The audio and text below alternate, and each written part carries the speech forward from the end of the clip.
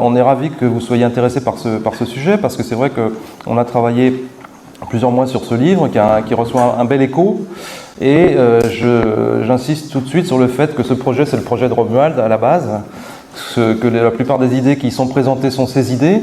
Moi, j'ai fait un travail de journaliste, de mise en forme, et j'ai apporté des compléments, bien sûr, sur le terrain bibliographique, documentaire, etc., et puis par rapport à mes propres centres d'intérêt, en fait, qui sont assez complémentaires des siens. Mais le projet et les idées les plus je vais pas dire perchées, les idées les plus provocatrices, parce qu'il y a quand même une volonté effectivement de pousser la réflexion dans ces retranchements. C'est vraiment Romuald qui est à l'origine de ce projet et qui mûrit ces idées depuis pas mal d'années.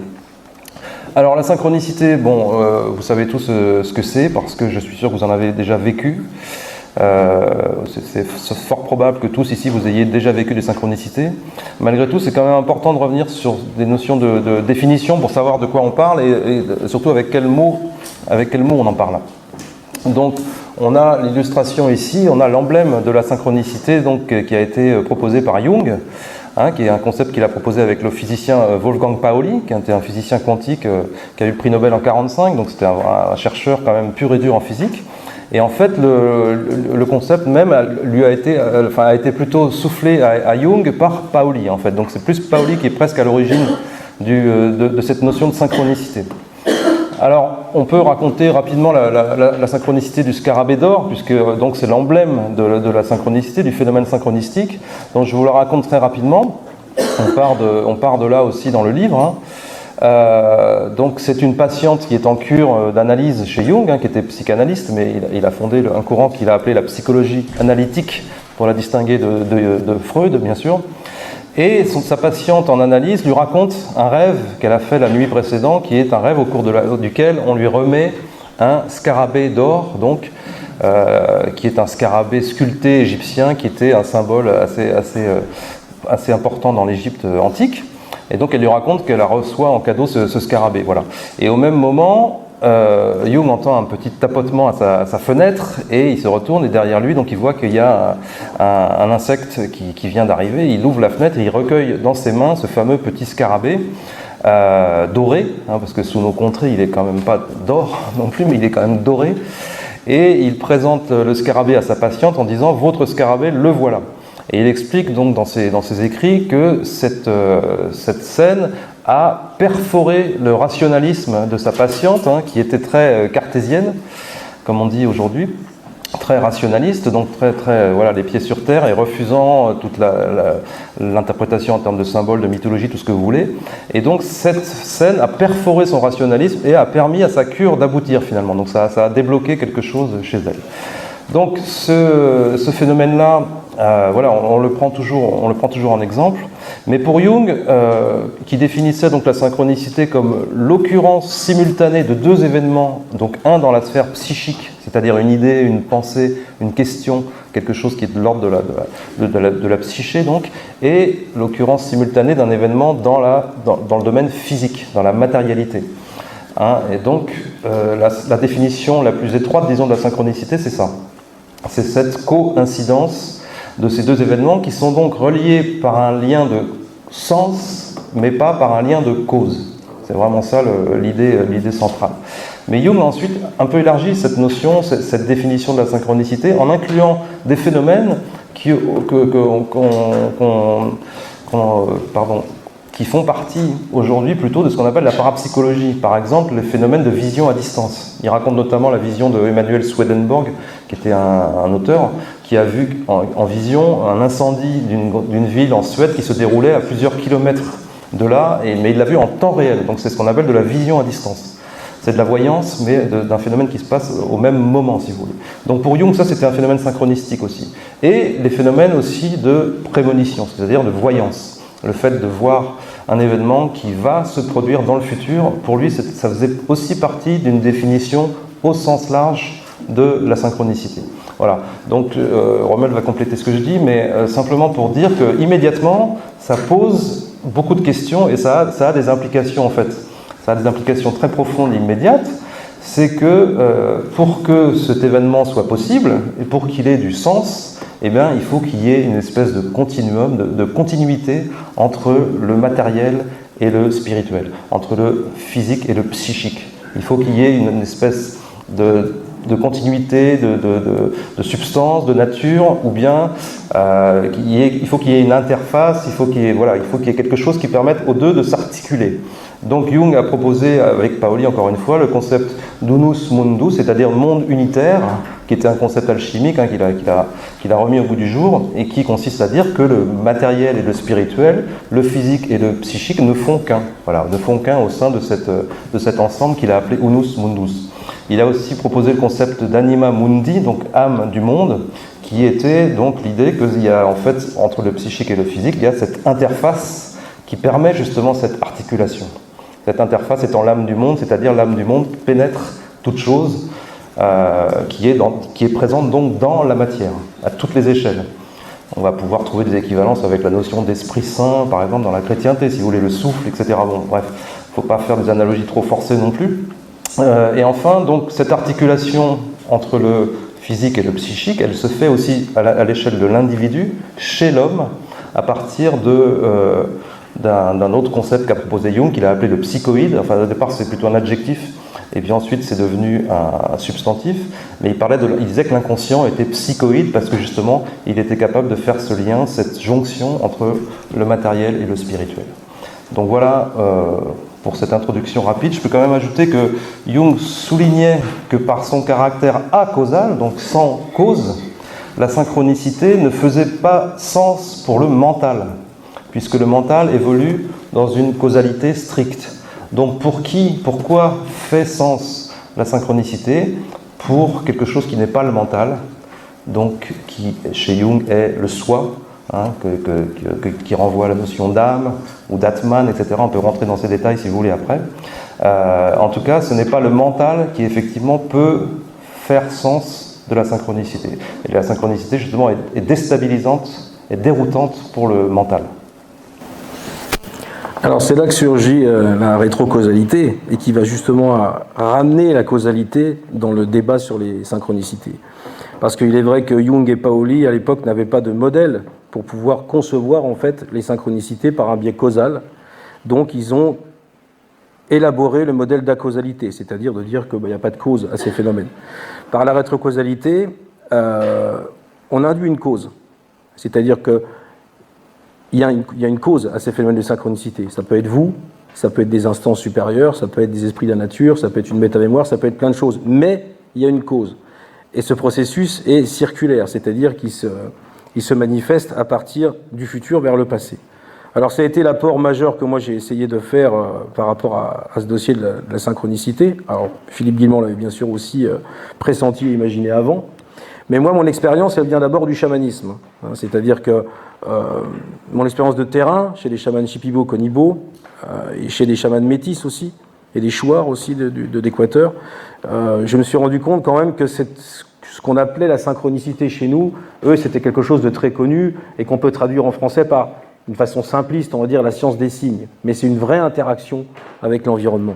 Alors, comment j'ai eu accès à ces connaissances-là? Par de nombreuses balades, en fait, dans la forêt avec Ernesto, dans la selva, dans la jungle.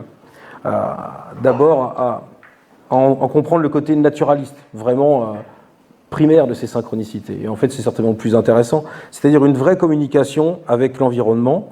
Et souvent, il prenait les exemples de la nature. C'est-à-dire, on était en balade et il me disait, tu vois, les espèces, elles ont des besoins. Et systématiquement, il y a des réponses dans l'environnement immédiates et qui fonctionnent comme des signes, comme des informations, comme des synchronicités. Et c'est vrai que ça pose la question de savoir comment les êtres vivants évoluent, comment ils s'adaptent à leur environnement d'une façon aussi parfaite. Et moi, je me souviens, un matin, on était parti assez tôt près d'une kolpa. Alors, une kolpa, c'est un endroit où il y a une sorte de rivière et puis des falaises d'argile, du kaolin, pour aller observer des perroquets. Vers 5-6 heures du matin, il y a 200, 300, 400 perroquets, des grands aramacao, le plus grand des perroquets, qui viennent manger ce kaolin, parce qu'en fait, ça leur fait un pansement gastrique par rapport aux graines très tanniques qu'ils mangent dans la forêt. Alors, quelque part, comment les perroquets ont réussi à découvrir la recette du smecta. Ça, c'est une question qui est très, très intéressante pour un chercheur en ethnobotanique. Je me disais, tiens, c'est vrai que c'est quand même étonnant. Alors Ernesto, il avait une réponse, il disait, mais chaque espèce est sous la gouverne d'un super esprit de l'espèce, en fait, qui détient tout un ensemble d'informations, de mémoire, mais cet esprit ne se trouve pas dans la réalité, il se trouve en dehors de la réalité, c'est-à-dire en dehors de l'espace-temps, ou dans le fameux monde unitaire que décrit Paoli et Jung dans leurs recherches. Donc, l'idée, c'est qu'à un moment, ces échanges d'informations transitent par le futur. C'est ce qui fait qu'à un moment, les réponses sont extrêmement rapides dans l'environnement pour les animaux. Et donc, un chasseur-cueilleur ou un peuple racine qui est en communication, en symbiose avec son environnement, reçoit des signes sur ses préoccupations, même des préoccupations mentales. À un moment, moi, je me rappelle quand j'étais en diète, je me posais des questions, j'avais la réponse dans l'environnement immédiatement, sous la forme d'un signe avec un animal. Moi, quand les chamans me disaient on comprend le langage des oiseaux, ils viennent nous parler, je disais c'est pas possible. Et c'est impossible. Bon, qu'ils aient trouvé le smecta, ok, mais d'être capable de communiquer en langage humain, et en fin de compte, c'est un langage unitaire qui se déploie en fait. Et donc, effectivement, les chamans sont capables de comprendre. Je me rappelle d'un autre chaman qui me disait, moi j'ai su que mon père était décédé parce qu'un oiseau me l'a dit. Il a pu vérifier effectivement dans la réalité, quelques semaines plus tard. Donc, pour moi, la synchronicité, dans un premier temps, c'est quelque chose de naturel. C'est presque un instinct qu'on a tous en nous, qu'il faut réveiller par une attention de chasseur-cueilleur, c'est-à-dire une attention flottante. Pour celui qui a eu la chance de pouvoir suivre les Indiens à la chasse, on ne voit rien dans la selva, rien. On entend des bruits, on lève la tête dans les frondaisons, on ne voit absolument aucun animal.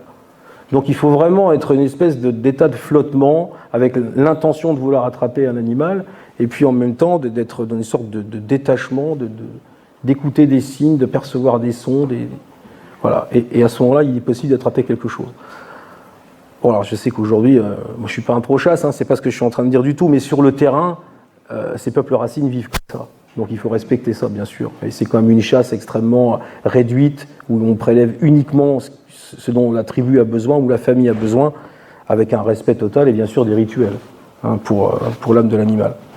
Donc c'est dans ce sens-là que moi j'ai compris la synchronicité et qu'ensuite on a commencé à travailler sur les rêves rétrocognitifs avec Ernesto et comprendre comment ça fonctionnait. Et quand j'ai rencontré les travaux de Philippe en 2012, là j'ai compris, ça m'a offert un cadre théorique pour pouvoir comprendre ce que j'avais vécu avec ces chamans.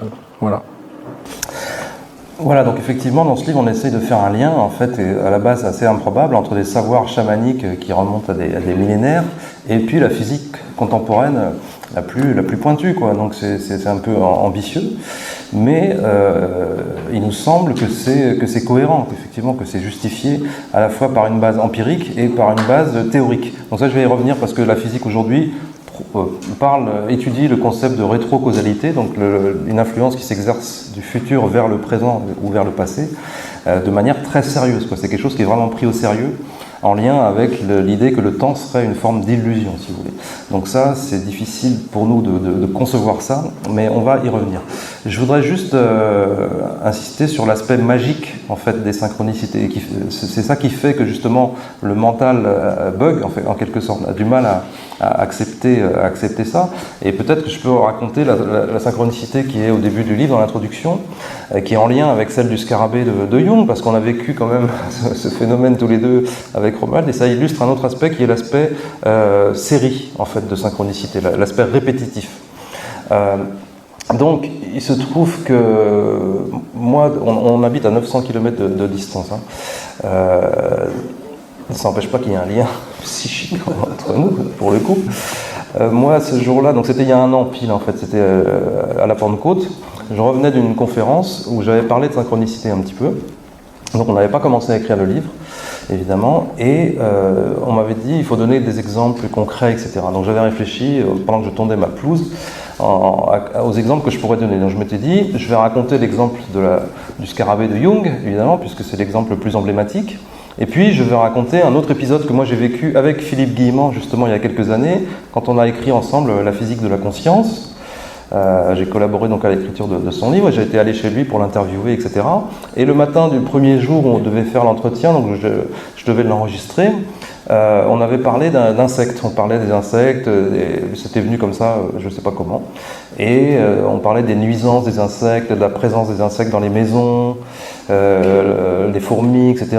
Les insectes dans les maisons, donc c'est gênant. On parlait des araignées, bon, qui ne sont pas des insectes, hein, je précise, mais quand même. Et puis là, donc, on décide, on termine le petit déjeuner, et là, je vais dans ma chambre chercher mon dictaphone pour l'enregistrer, et je tombe au milieu du couloir sur un scarabée doré, mais jaune. C'est-à-dire que chez moi, ils sont plutôt verts. Et là, comme il habite dans les Alpes de Haute-Provence, c'était pas tout à fait la même espèce, il était jaune. Donc, synchronicité, je dis à Philippe, regarde, incroyable. Et pour moi, ça plaçait le livre sous des bons auspices, si vous voulez. Donc, je m'étais dit, à ma prochaine conférence, je vais raconter l'épisode de Jung et puis cet épisode avec Philippe Guillemont. Donc, ça fera des bons exemples très concrets. Et là, donc, je finis de tondre ma pelouse, je regarde mon smartphone, cédant à un fâcheux réflexe, comme je dis dans le livre. Et là, je vois le premier post qui s'affiche en haut de mon fil d'actualité. Vous savez, je ne sais pas si vous avez Facebook, vous voyez ce que je veux dire. Le premier message que je vois, c'est une photo de scarabée que Romuald poste en disant « J'étais en train d'écrire pour le livre », donc parce que lui, il avait commencé à noter des récits d'expérience. « J'étais en train d'écrire pour le livre un épisode dans lequel je parle aussi de scarabée, et il y a un scarabée qui est venu se poser sur mon épaule. » Au même moment. Et il poste la photo du scarabée. Donc moi je suis abasourdi, j'ai dit c'est dingue, je venais d'y penser, je venais de me dire que j'allais raconter ça, etc.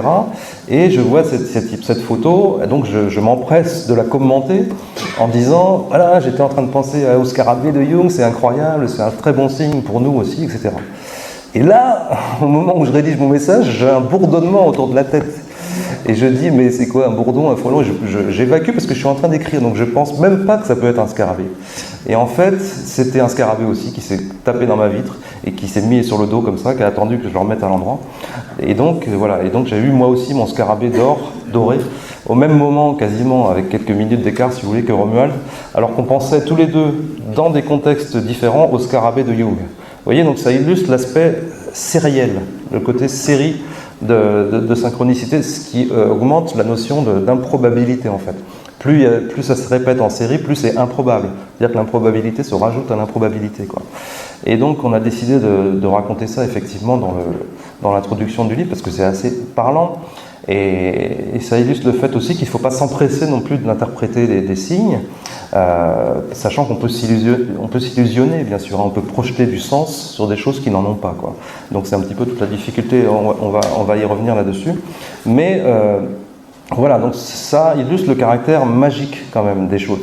D'ailleurs, tu faisais référence, alors oui, je ne sais plus pourquoi ça fait écho, si, la science des signes chez les chamans, ça fait écho à ce que, par exemple, écrivent certains auteurs dans les grands romans initiatiques, comme La prophétie des Andes, vous savez que ça démarre sur des synchronicités. Dans L'Alchimiste de Paulo Coelho, il dit que l'univers conspire à réaliser nos rêves, et il dit que tout est signe.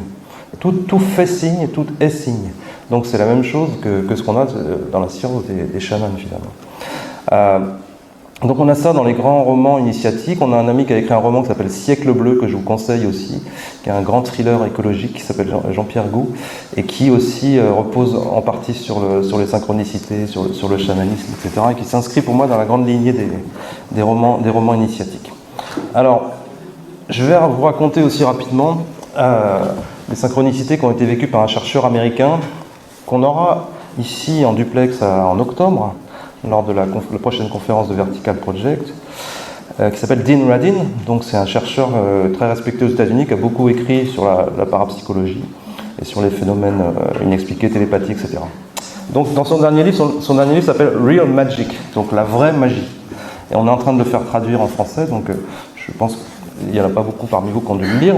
Donc il raconte qu'au début des années 2000, il cherchait des bureaux pour monter une société, enfin un institut de recherche sur la parapsychologie en Californie. Il venait d'un autre État américain et il cherchait des bureaux en Californie. Et au début des années 2000, c'était vraiment l'explosion des startups et tout ça, donc c'était très difficile de trouver des bureaux.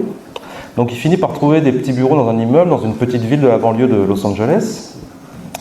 Et quand il arrive dans cet immeuble, il voit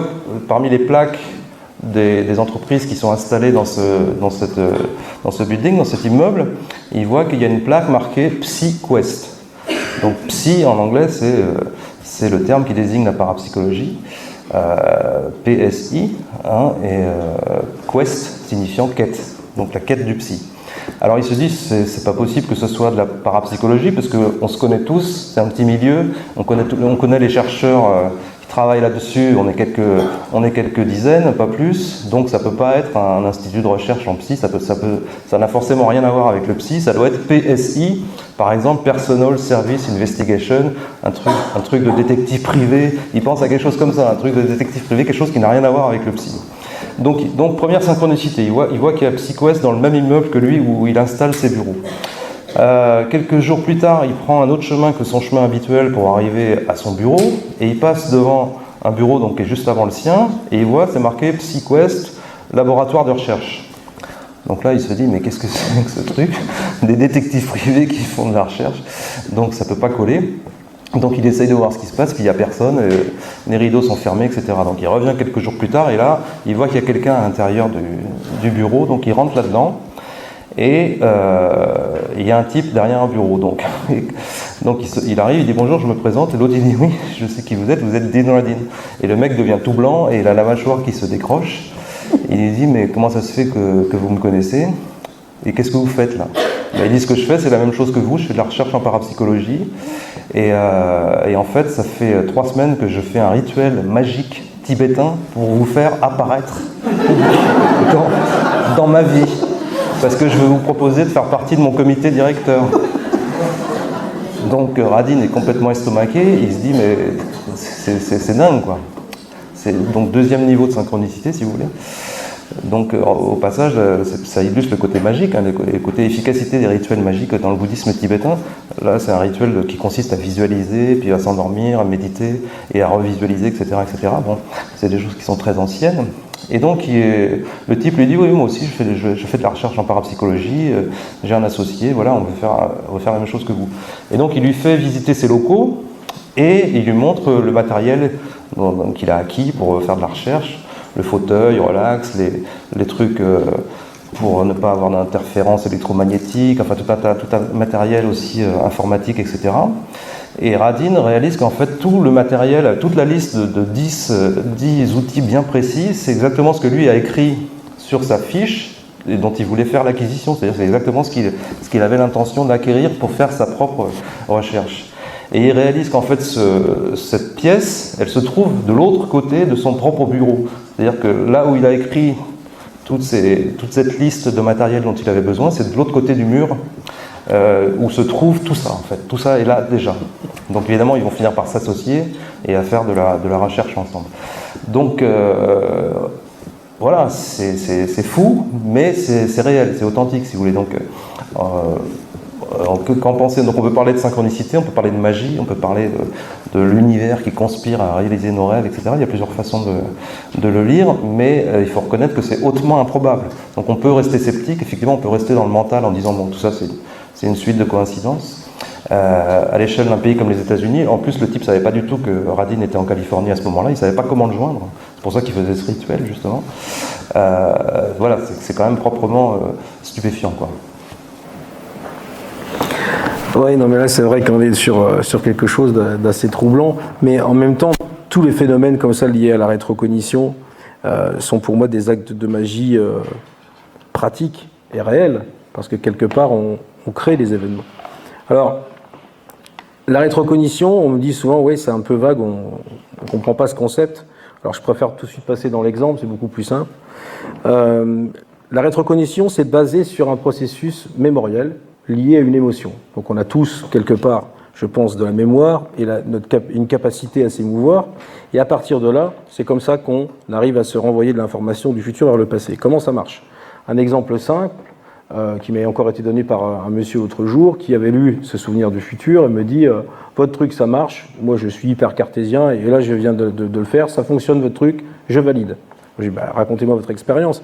Donc en fait, il avait fait un rêve, lui, dans la nuit, où il se voyait avec des graffeurs, avec un look de rasta, dans un hangar où les types faisaient des graphes, en fait. Okay, donc, c'était un rêve assez beau, donc dès qu'il se lève, il s'en souvient bien, quoi. Donc voilà, il le note même. Il dit c'est un rêve intéressant.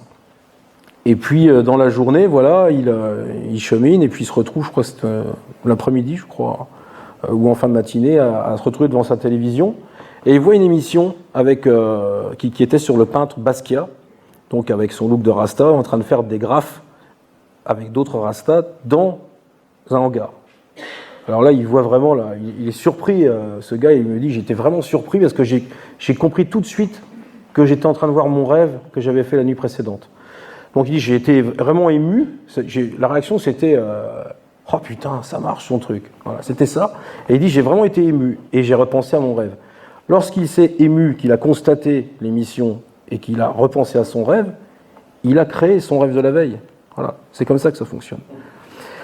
Alors je vais encore revenir avec cette histoire du loto, je ne me suis pas vénal, hein, je tiens à le dire, mais c'est un bon exemple aussi. Là. Il s'est passé il y a quelques jours, c'était passé sur Facebook, ça, un gars qui, 10 ans avant, avait rêvé les numéros du loto.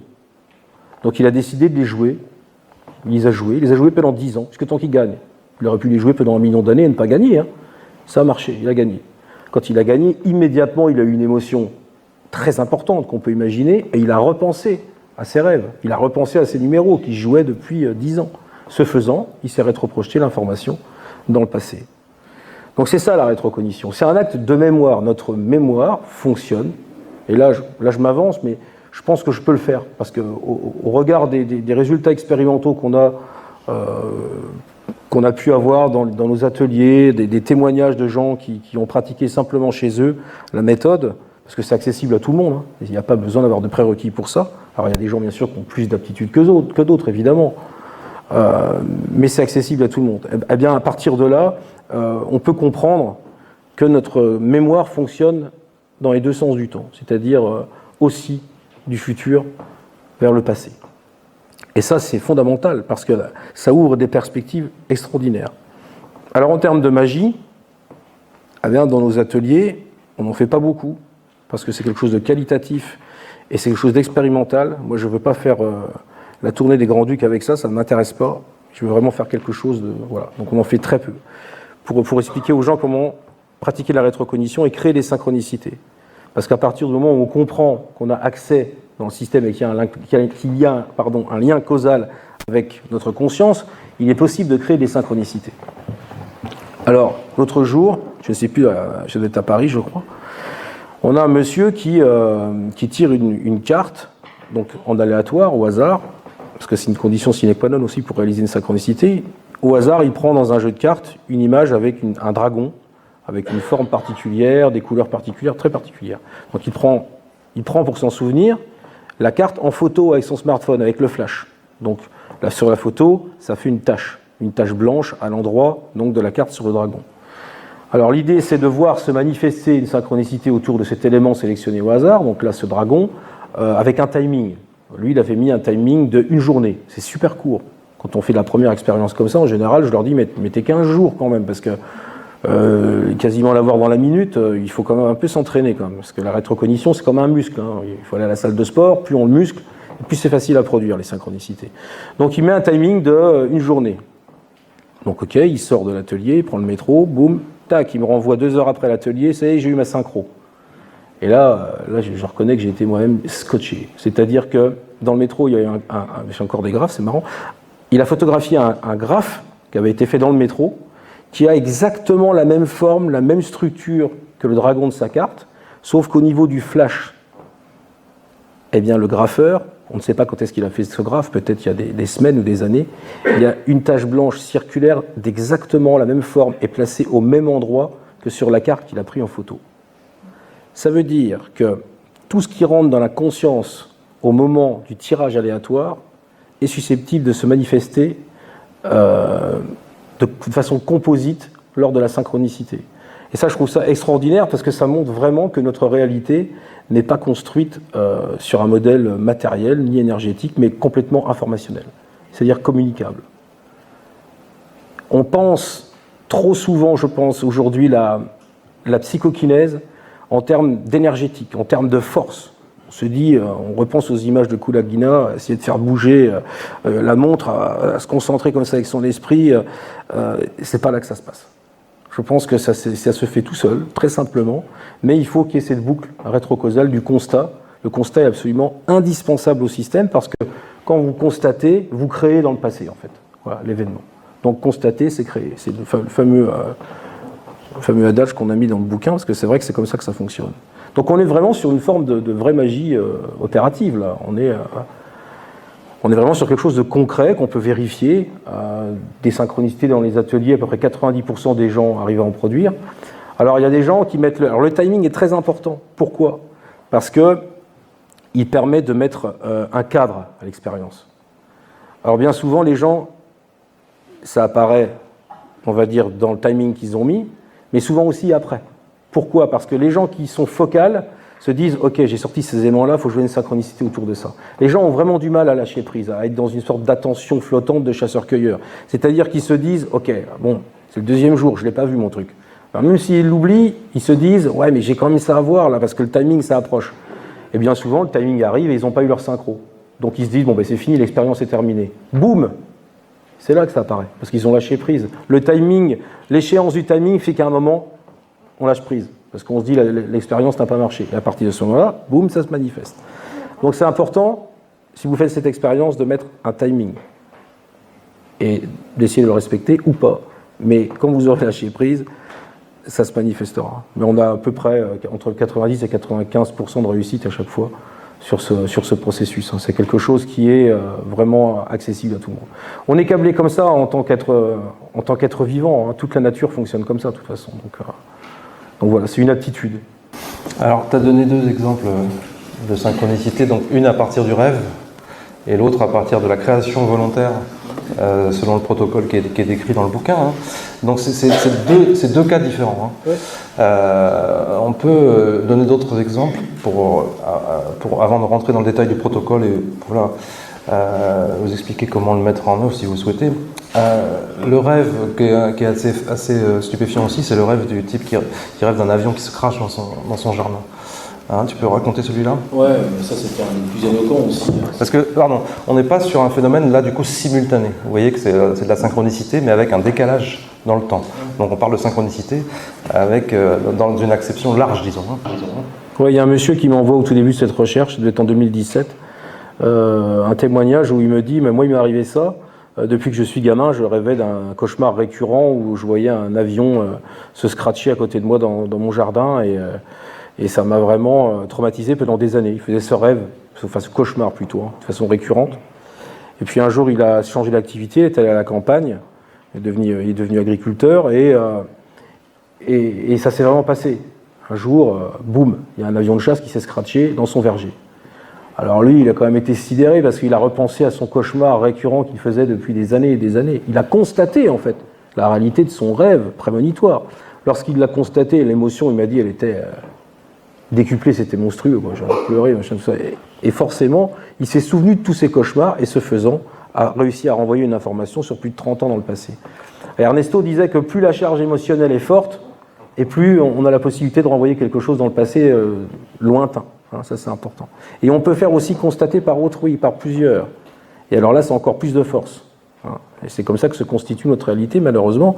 C'est qu'elle se constitue à partir de consensus bien souvent inconscients autour d'événements, on ne maîtrise pas. Et donc, malheureusement, on a plutôt tendance à faire de la rétrocognition inconsciente sur les événements négatifs, parce que ce sont ceux qui sont les plus médiatisés, en fait. Et malheureusement, on ne va pas nous médiatiser plein de petits miracles qui se produisent dans la vie et qui pourraient justement s'amplifier si ce genre d'information était médiatisé au profit d'autres moins négatifs, quoi. C'est là où il y a des implications profondes à tout ça, dont on va parler ensuite. Je voudrais que tu racontes l'autre exemple qui illustre la création de synchronicité dans le cadre du protocole, parce que avant donc de mettre en place des ateliers, Romuald a testé la méthode sur lui, avec pas mal de scepticisme au départ, et il a donc créé deux boîtes dans lesquelles il a mis d'un côté des images d'animaux, Pour ceux qui n'ont pas lu le bouquin, je vous explique le protocole, c'est très simple. Il y a des images d'animaux qu'il avait découpées dans un magazine, d'un côté, et de l'autre côté, des symboles ou des archétypes qui sont écrits sur des bouts de papier, c'est ça. Donc il y a les deux boîtes. Alors voilà, tu racontes le premier tirage que tu as fait avec le rat, le hérisson. Alors, je vais en profiter pour revenir sur ça parce que la question, on n'arrête pas de me la poser. Que ce soit en sortie d'atelier ou que ce soit des gens qui ont lu le bouquin. La première boîte, tout le monde a compris. Les animaux, c'est simple. Découper des animaux dans un magazine ou trouver même des banques d'images en PDF avec des animaux sur Internet, c'est possible. Là où ça bug, c'est les gens ne trouvent pas de liste des archétypes et des symboles. Il n'y en a pas. Alors, mais quand vous avez fait, encore un monsieur l'autre jour, est-ce que vous pouvez m'envoyer votre PDF avec vos symboles? Je lui ai dit, écoutez, je comprends que vous êtes dans une dynamique, et beaucoup de gens le sont, de consommation, donc vous voulez avoir tout gratuit, mais moi, j'ai pas fonctionné comme ça, j'ai tout inventé, j'ai tout créé à un moment. J'ai dû faire user de mon imagination. Alors, comment j'ai fait cette boîte avec des symboles? J'ai pris un livre sur les symboles, et j'ai sélectionné au hasard, avec un truc qu'on appelle la bibliomancie. Vous prenez le bouquin, vous faites ça, qu'est-ce qu'il y a sous mon doigt? C'est quoi? C'est l'archétype du cristal. Allez, hop, je note, un cristal. J'ai fait ça 50 fois. Alors, vous n'êtes peut-être pas obligé d'en faire 50, parce que moi, je ne savais rien au début. J'ai dû vraiment expérimenter. Je pense que si vous faites une boîte avec 30 et 30 de chaque côté, c'est déjà bien. C'est pas obligé d'en faire 50. Voilà. Donc, c'est déjà moins difficile à réaliser. Alors, voilà. Maintenant, vous avez l'info, comment il faut procéder pour faire ça. Et puis, donc, moi, j'avais mis un timing la première fois, donc j'étais tombé... j'ai déjà souvent raconté, mais la première fois, j'avais pris malheureusement 2 animaux en même temps, un hérisson et un rat. J'ai sélectionné le rat parce que c'est celui que j'ai vu en premier, rentrer dans ma conscience. J'ai noté que le rat. Le cristal, c'était simple, l'archétype, c'est le cristal. Bon, voilà. J'avais mis un timing de, je crois, 10 jours, il me semble, et ça s'est manifesté 4 heures après. 4 heures après, moi je sais pourquoi maintenant, c'est parce que cette histoire est largement médiatisée et qu'à chaque fois que j'en parle, vous contribuez à cette expérience. Donc,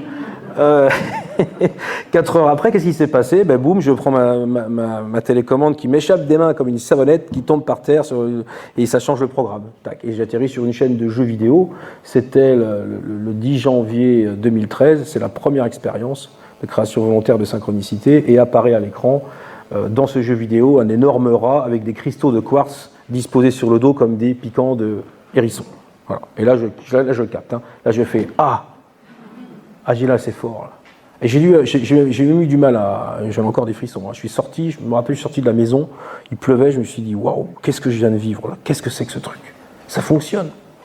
J'étais tellement bugué avec ça que j'ai pas osé en refaire une avant 1 mois après. J'ai dit « Non, ça, si je le fais que ça marche pas, je vais trop avoir les boules. » quoi. Je me suis... Bon, elles ont toutes marché. Hein. J'en ai fait j'en ai fait 22 sur une période de 3 ans. Voilà. Et j'ai arrêté à la fin parce qu'il y en avait trop. Alors il y en a une qui est sympa que je n'ai jamais racontée, c'est l'histoire avec l'éléphant. Alors je tombe sur l'animal, c'était un éléphant d'Afrique, et puis je crois l'archétype c'était la force. Ok, d'accord. Non, le héros, c'était pas la force, c'était le héros, excusez-moi.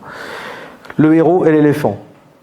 Bah, je me dis, tiens, alors c'était l'année dernière de synchro ça, hein. Je me dis, normalement ça devrait se manifester vite. Bah, c'est tout. Donc j'attends un peu, et puis je vois rien quand même. Dans mon salon, avoir un éléphant, un peu compliqué, comme la télé n'était pas allumée, donc pas de possibilité d'accès par ça. À l'époque, j'avais un téléphone qui ne mettait pas Facebook, donc je n'étais pas du tout connecté au réseau, parce que on en parlera après, mais beaucoup se manifestent par ces réseaux-là. Donc c'est tout, j'attends, et puis j'entends mon gamin qui était en train de jouer, Ronin était en train de jouer de la pâte à modeler, il était petit encore à l'époque. Et je me retourne, et j'entends, par le pouvoir de l'éléphant, oula, je me retourne, je regarde, il avait fait un éléphant en pâte à modeler, et il était en train de lui mettre Spider-Man sur les yeux. Un petit bonhomme de Spider-Man sur les yeux. Alors je trouve ça drôle, je dis tiens, ça me paraît être ma synchro quand même. Mais c'est 3 heures plus tard en lisant un bouquin de Dan Radin, justement, qui s'appelle Super Pouvoir, où il parle des CD, et à un moment, il y a un truc avec Spider-Man, machin, et Dan Radin dit justement, il fait parler, je ne sais plus comment il s'appelle, ce grand sage indien, là, et qui dit comme ça, en fait, le pouvoir de la télékinèse, c'est le pouvoir de l'éléphant. Et mon gamin était en train de travailler avec ses mains une matière une pâte à modeler avec sa conscience, avec son esprit, et en même temps avec Spider-Man. Et là, je me suis dit, ok, c'est bien la bonne synchro. En fait, synchro visuelle qui apparaît, et ensuite surcroît à chaque fois d'informations. C'est comme ça qu'elles se sont manifestées. Hein. C'est-à-dire que pendant tout le protocole des 22 synchronicités a émergé une sorte de message symbolique en disant vraiment que si on prenait conscience de cette capacité à créer des synchronicités collectivement, il y avait la possibilité de faire des choses extraordinaires sur le réel, hein. De faire émerger un royaume de la conscience, de faire densifier un royaume de la conscience.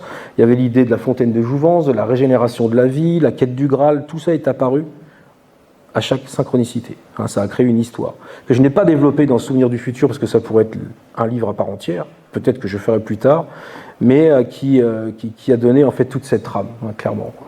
Alors il y a un autre exemple que j'aime bien, c'est celui de la famille Adams, parce qu'il y a l'aspect auto-confirmatoire dans la synchronicité elle-même. Il y a quelque chose qui te confirme que c'est bien une synchronicité. Il y a un sursens, comme disait Jung aussi. Ouais, ça devait être dans c'était la troisième, je crois, de synchronicité, celle-ci. Alors, voilà, c'était pareil, j'avais tiré, donc l'archétype, c'était de l'océan, et puis l'animal, c'était un ours noir à collier. Ouais. Et je dis, bon, bah ok, on va mettre le timing, pareil, comme d'habitude, mais c'était la troisième où j'avais dû mettre un timing d'une semaine. Et donc, bon ben voilà, je me suis dit, on va attendre. Et je crois 2 heures après, moi j'étais en train de faire ma vaisselle, donc la télévision tournait en fond, et c'était la famille Adams en fait, qui était en train de tourner. Puis j'entends à un moment un truc, ouais, je reconnais ton amour pour l'océan. Alors je me retourne, comme je dis, c'était pour moi ça, non? On toque à la porte, je vais aller voir. Alors je m'approche, j'ai encore les mains mouillées avec ma serviette, tout ça, je me dis, qu'est-ce que c'est que ça? Alors ils étaient en train de naviguer sur une espèce d'océan souterrain qui se trouvait sous la maison des Adams, où ils ont une sorte de salle avec un trésor gigantesque. Et puis, ils arrivent à une porte qu'ils ont d'ailleurs du mal à ouvrir tous les deux. Et dès que la porte s'ouvre, on atterrit dans une sorte de cabinet de curiosité. Et qu'est-ce qu'on voit en premier? Un ours noir à collier empaillé.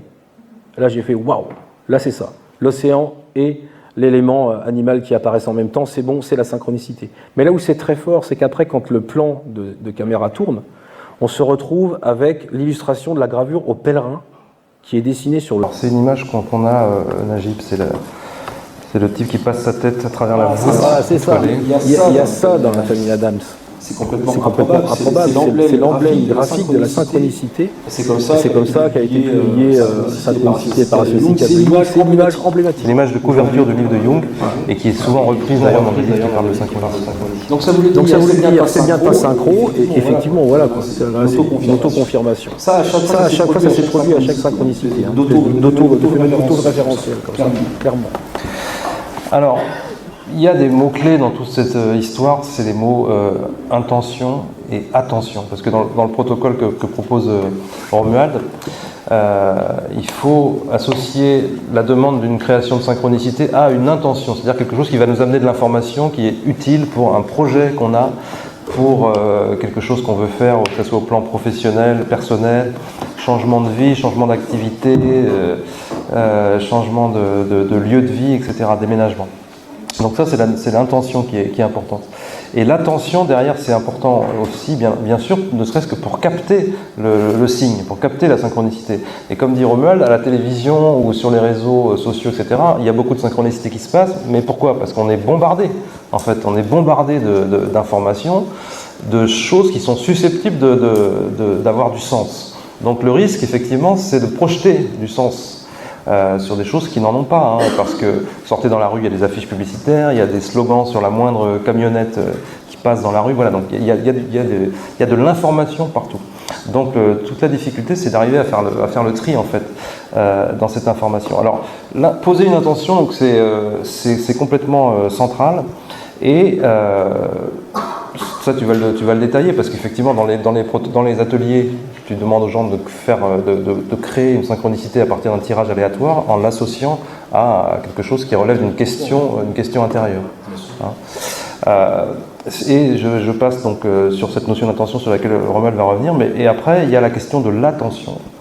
Et l'attention, il faut savoir que notre cerveau, en permanence, il filtre justement toute cette information dont on n'a pas besoin.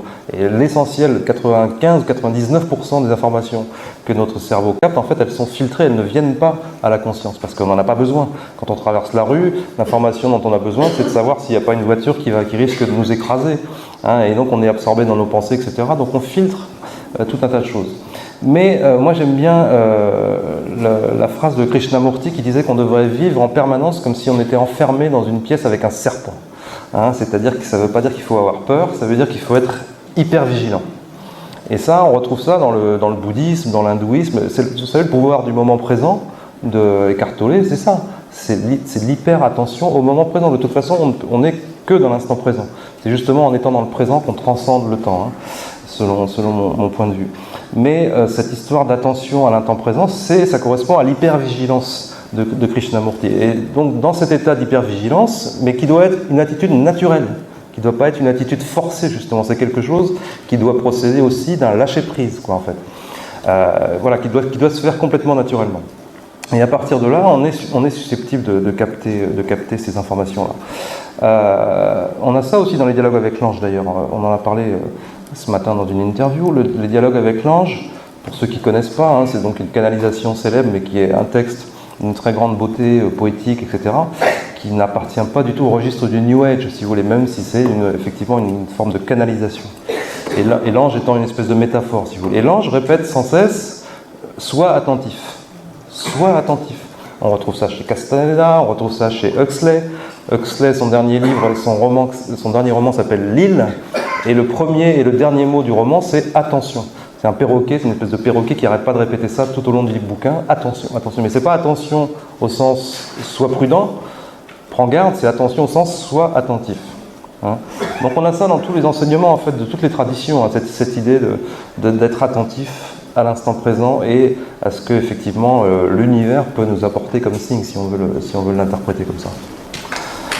Donc oui, parle-nous quand même de la façon dont on associe une intention au tirage aléatoire. Ça marche. Alors souvent dans les ateliers, les gens, à un moment on leur explique, le but quand même de cet atelier c'est de poser une intention et de la voir se réaliser dans la réalité. Alors ça paraît simple, mais au moment de faire ce travail, la plupart des gens ils me disent « Et je pose quoi comme intention ?» Et je leur dis « Mais je ne suis pas à votre place !» Alors je leur dis « Imaginez-vous devant le génie de la lampe. » Et c'est là bien le problème. Il y a des gens ils se disent « Mais qu'est-ce que je lui demande moi au génie ?» Alors je leur dis « Écrivez votre intention, c'est important déjà de la formuler.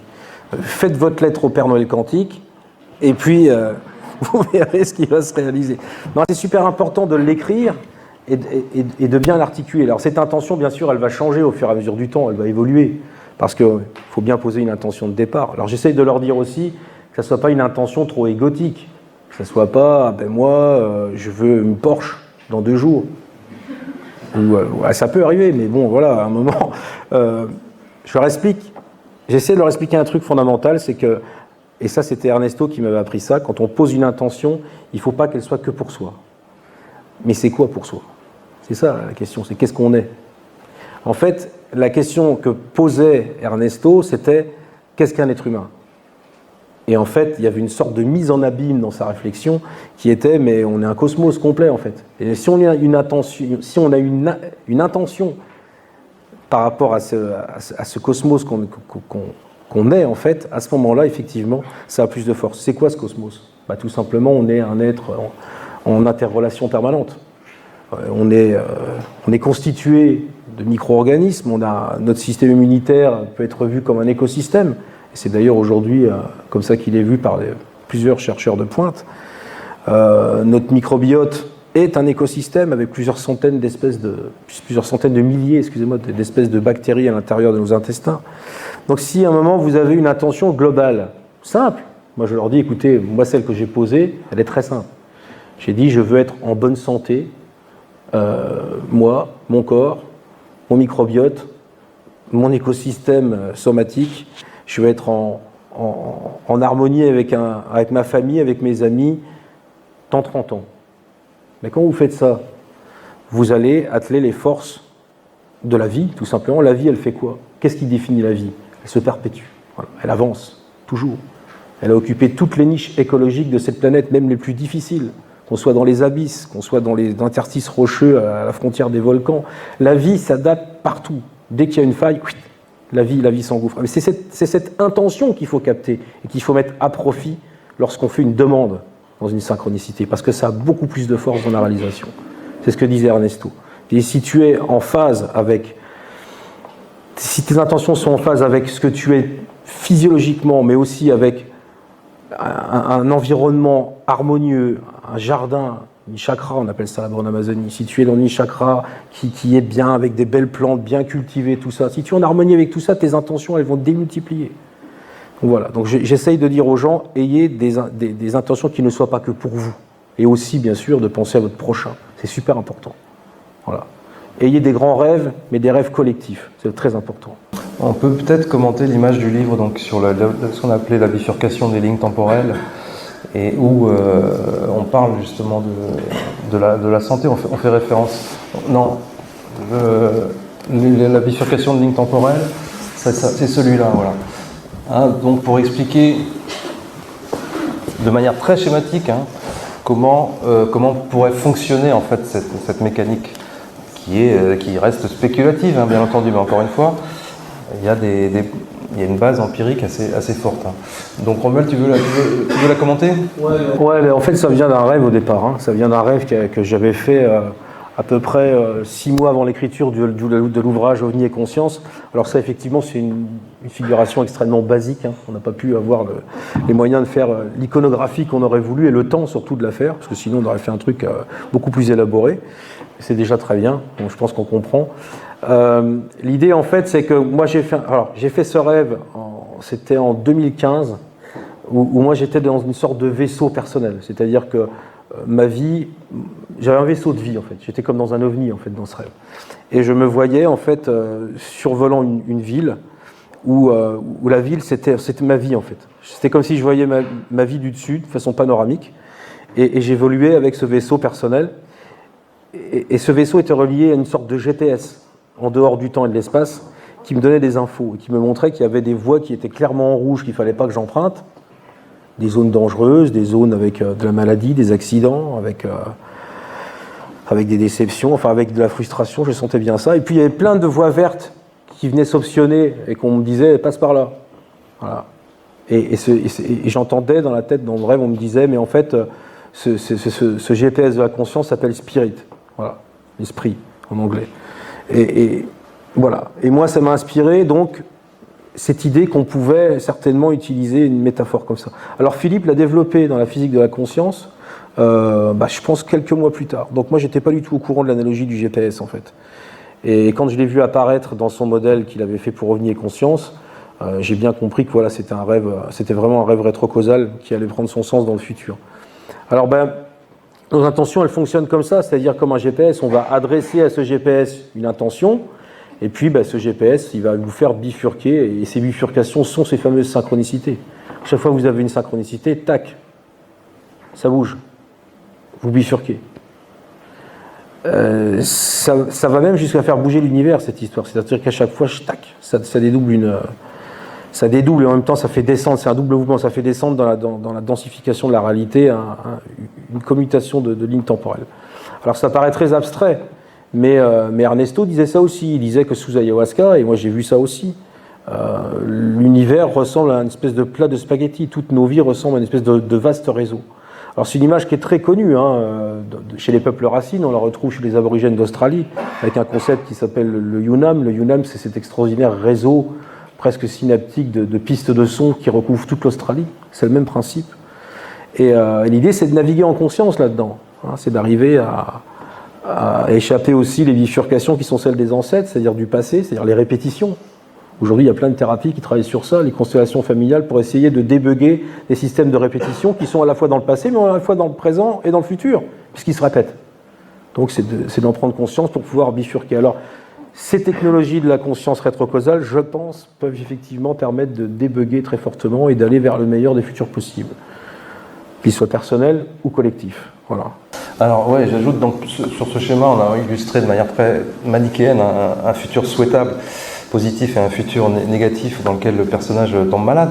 Donc il faut bien comprendre qu'il y a une multitude en fait de chemins possibles. Bien sûr, là on n'en a mis que 2 pour la facilité de la compréhension. Donc moi, la façon dont je l'explique, c'est qu'effectivement la conscience informe ce qu'on a appelé cet attracteur de conscience extratemporelle et qui est lié donc à ce que Jung appelait le soi, c'est-à-dire notre être intérieur, notre âme. Donc c'est ça qu'on informe, parce que cette entité-là, elle existe en dehors du temps. Donc elle n'est pas concernée par la temporalité. Et ce soi, donc lui, envoie l'information pour nous faire bifurquer, et cette bifurcation est une synchronicité. Donc les synchronicités sont des bifurcations de lignes temporelles. Donc dans ce cas-là, toute la ligne change. Donc notre présent, notre futur, mais aussi notre passé change. Hein, c'est plus difficile à accepter, mais dans le modèle de Philippe Guillemant sur lequel on s'appuie pour ça, le passé est susceptible également de changer. Sachant qu'il y a des modèles mathématiques, aussi incroyables que ça paraisse, qui soutiennent cette idée-là, que le passé n'est pas figé. Alors je voudrais dire qu'effectivement, donc, c'est Philippe Guillemant qui a inspiré quand même cette histoire de bifurcation de ligne temporelle, c'est un concept qui est à lui. Et il se trouve, c'est pas une synchronicité mais presque, que j'ai eu un message de Philippe ce matin qui me dit que son nouvel article de physique pure et dure est accepté dans une grande revue de physique dans laquelle il a déjà publié, qui s'appelle Annals of Physics. C'est une grande revue dirigée par Brian Greene, qui est un des pères de la théorie des cordes, etc. Donc c'est une revue majeure en physique, et il publie donc un article dans lequel le titre c'est « Un espace-temps unique mais flexible est une théorie alternative au multivers », qui est la théorie que beaucoup de physiciens quantiques reconnaissent et retiennent comme étant la théorie la plus intéressante aujourd'hui. Et donc la théorie du multivers, c'est qu'en fait, à chaque fois qu'on a un choix à faire, l'univers se divise en deux. Donc il y a un choix, il y a un univers dans lequel on prend le fromage, un univers dans lequel on prend le dessert, un univers dans lequel on prend ni l'un ni l'autre, etc. Un univers dans lequel on prend les deux. Donc c'est quelque chose qui n'est pas du tout économique, mais qui est retenu aujourd'hui par les physiciens comme étant une hypothèse scientifique sérieuse. Donc on a une multitude de doubles de nous-mêmes dans chacun de ces univers. Donc ça, effectivement, des gens comme Philippe considèrent que c'est pas recevable parce que ça oblige à multiplier les univers en permanence à chaque choix que l'on fait, donc c'est pas du tout économique en science, comme on dit. Et lui, il propose qu'en fait, notre espace-temps, il est flexible. C'est-à-dire que oui, le futur est déjà là, et c'est l'idée quand même de base de notre livre aussi, quoi. L'autre futur est déjà là, mais il n'est pas figé. Il est flexible dans le sens où il peut changer. Et sous quelle influence change-t-il ? Eh bien, il change sous l'influence de nos intentions, de nos choix conscients, faits en conscience, à partir du cœur, par exemple, aussi, et non pas à partir de l'ego et du mental. C'est pour ça que ce qu'on propose aussi, c'est une espèce de loi d'attraction un peu revisitée, hein, parce que, comme disait Romuald, l'idée, c'est pas d'avoir une Porsche dans 2 jours. Si on a l'intention d'avoir une collection de voitures de luxe, une villa dans les plus beaux spots de la planète, etc., c'est pas éthique. C'est pas spécialement bon ni pour l'avenir de l'humanité, ni pour l'avenir de la planète, si vous voulez. Alors que si vous posez des intentions dans lesquelles l'humanité existe, vit en harmonie avec la nature, et que les hommes sont en paix les uns avec les autres, tout ça, c'est quelque chose qui a un effet, en fait, qui produit un effet, hein, donc on est persuadé de ça. Donc c'est la loi d'attraction revisitée 2.0, si vous voulez. Et donc, comme disait Aurélie tout à l'heure, effectivement, le futur, selon Philippe Guillemant, il est comme si on était sur un sentier, donc on est à un point donné d'un sentier, et face à nous, le sentier se perd dans la brume, donc on ne voit pas où va le sentier. Donc est-ce que le sentier se crée à chacun de nos pas, ou est-ce qu'il est déjà là ? Non, et bien sûr qu'il ne se crée pas à chacun de nos pas, et le futur ne peut pas se créer, le monde ne peut pas se créer en temps réel. Il ne peut pas y avoir un front du présent à partir duquel le monde se crée à chaque instant. Donc le futur, il faut qu'il existe déjà. Mais dans la physique d'Einstein, le futur existe déjà, mais il est figé, ce qu'on appelle l'univers bloc. Il existe déjà.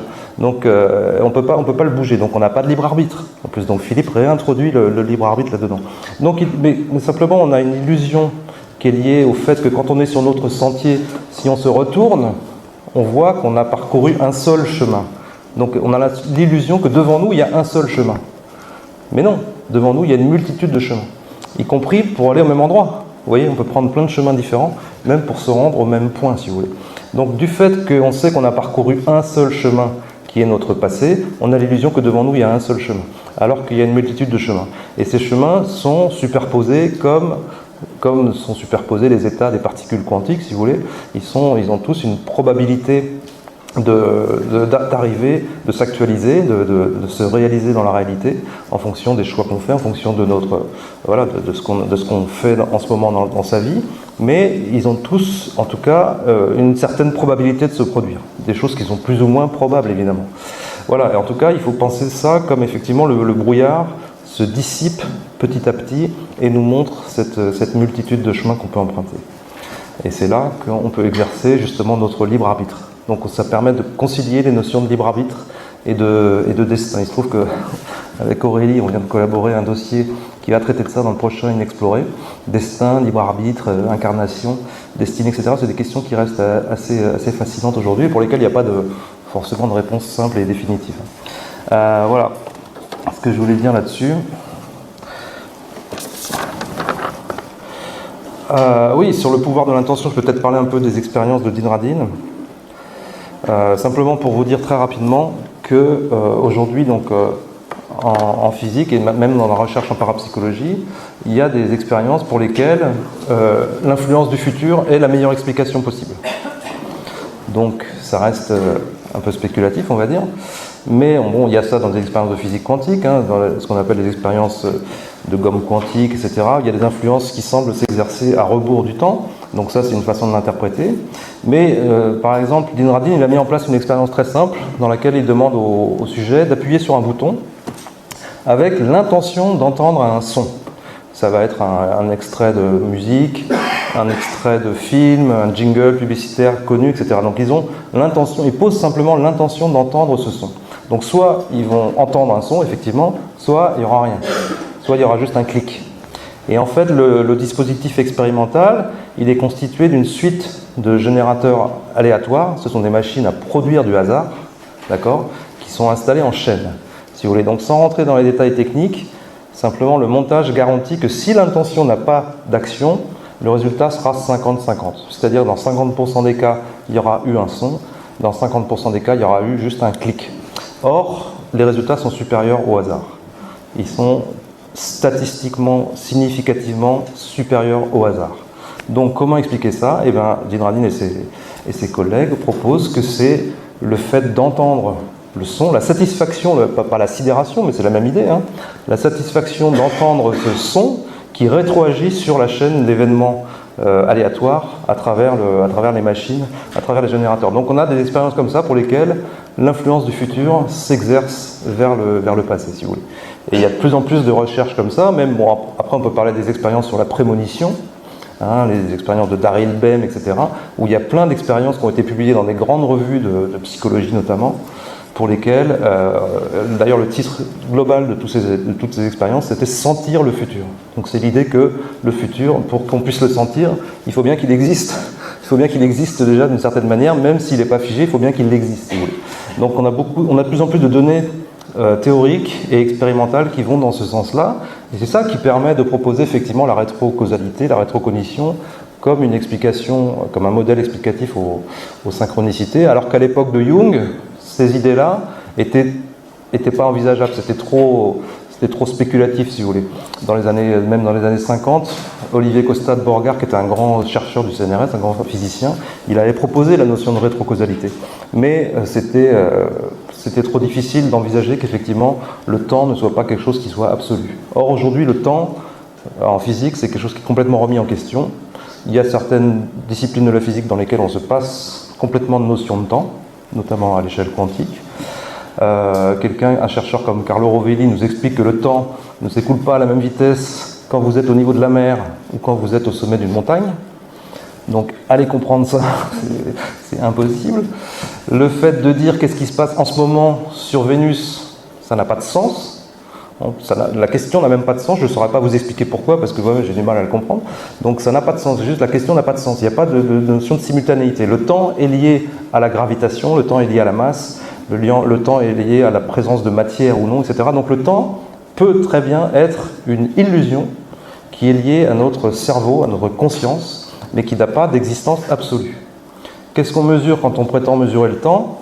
On mesure du changement. On mesure qu'une fleur se fane, une fleur cueillie, fraîche, se fane.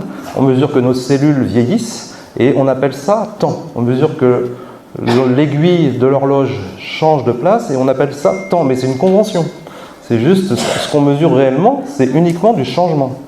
Voilà, donc je vous invite à creuser si vous voulez avec Carlo Rovelli, qui a écrit sur le temps, je ne me rappelle plus du titre de son bouquin, mais c'est fascinant, parce que c'est une question qui est hyper actuelle aujourd'hui en physique, et qui remet en question justement tout ce qui nous semble naturel en fait, toute notre conception naturelle du monde est complètement balayée si vous voulez. Donc voilà, donc c'est assez, ça ouvre des perspectives comme celles qu'on propose dans le bouquin justement. Non mais c'est super important de penser à ça parce qu'en fait on se dit ouais, mais est-ce que ce futur existe? Si à un moment j'arrive à recevoir une information de moi-même dans le futur, c'est que j'y existe dans ce futur. C'est la base même de tout le travail que j'ai essayé d'inaugurer. C'est qu'à un moment, si je reçois une information que je suis vivant dans 10 ans, voilà, cette information elle existe, donc si j'y suis bien vivant.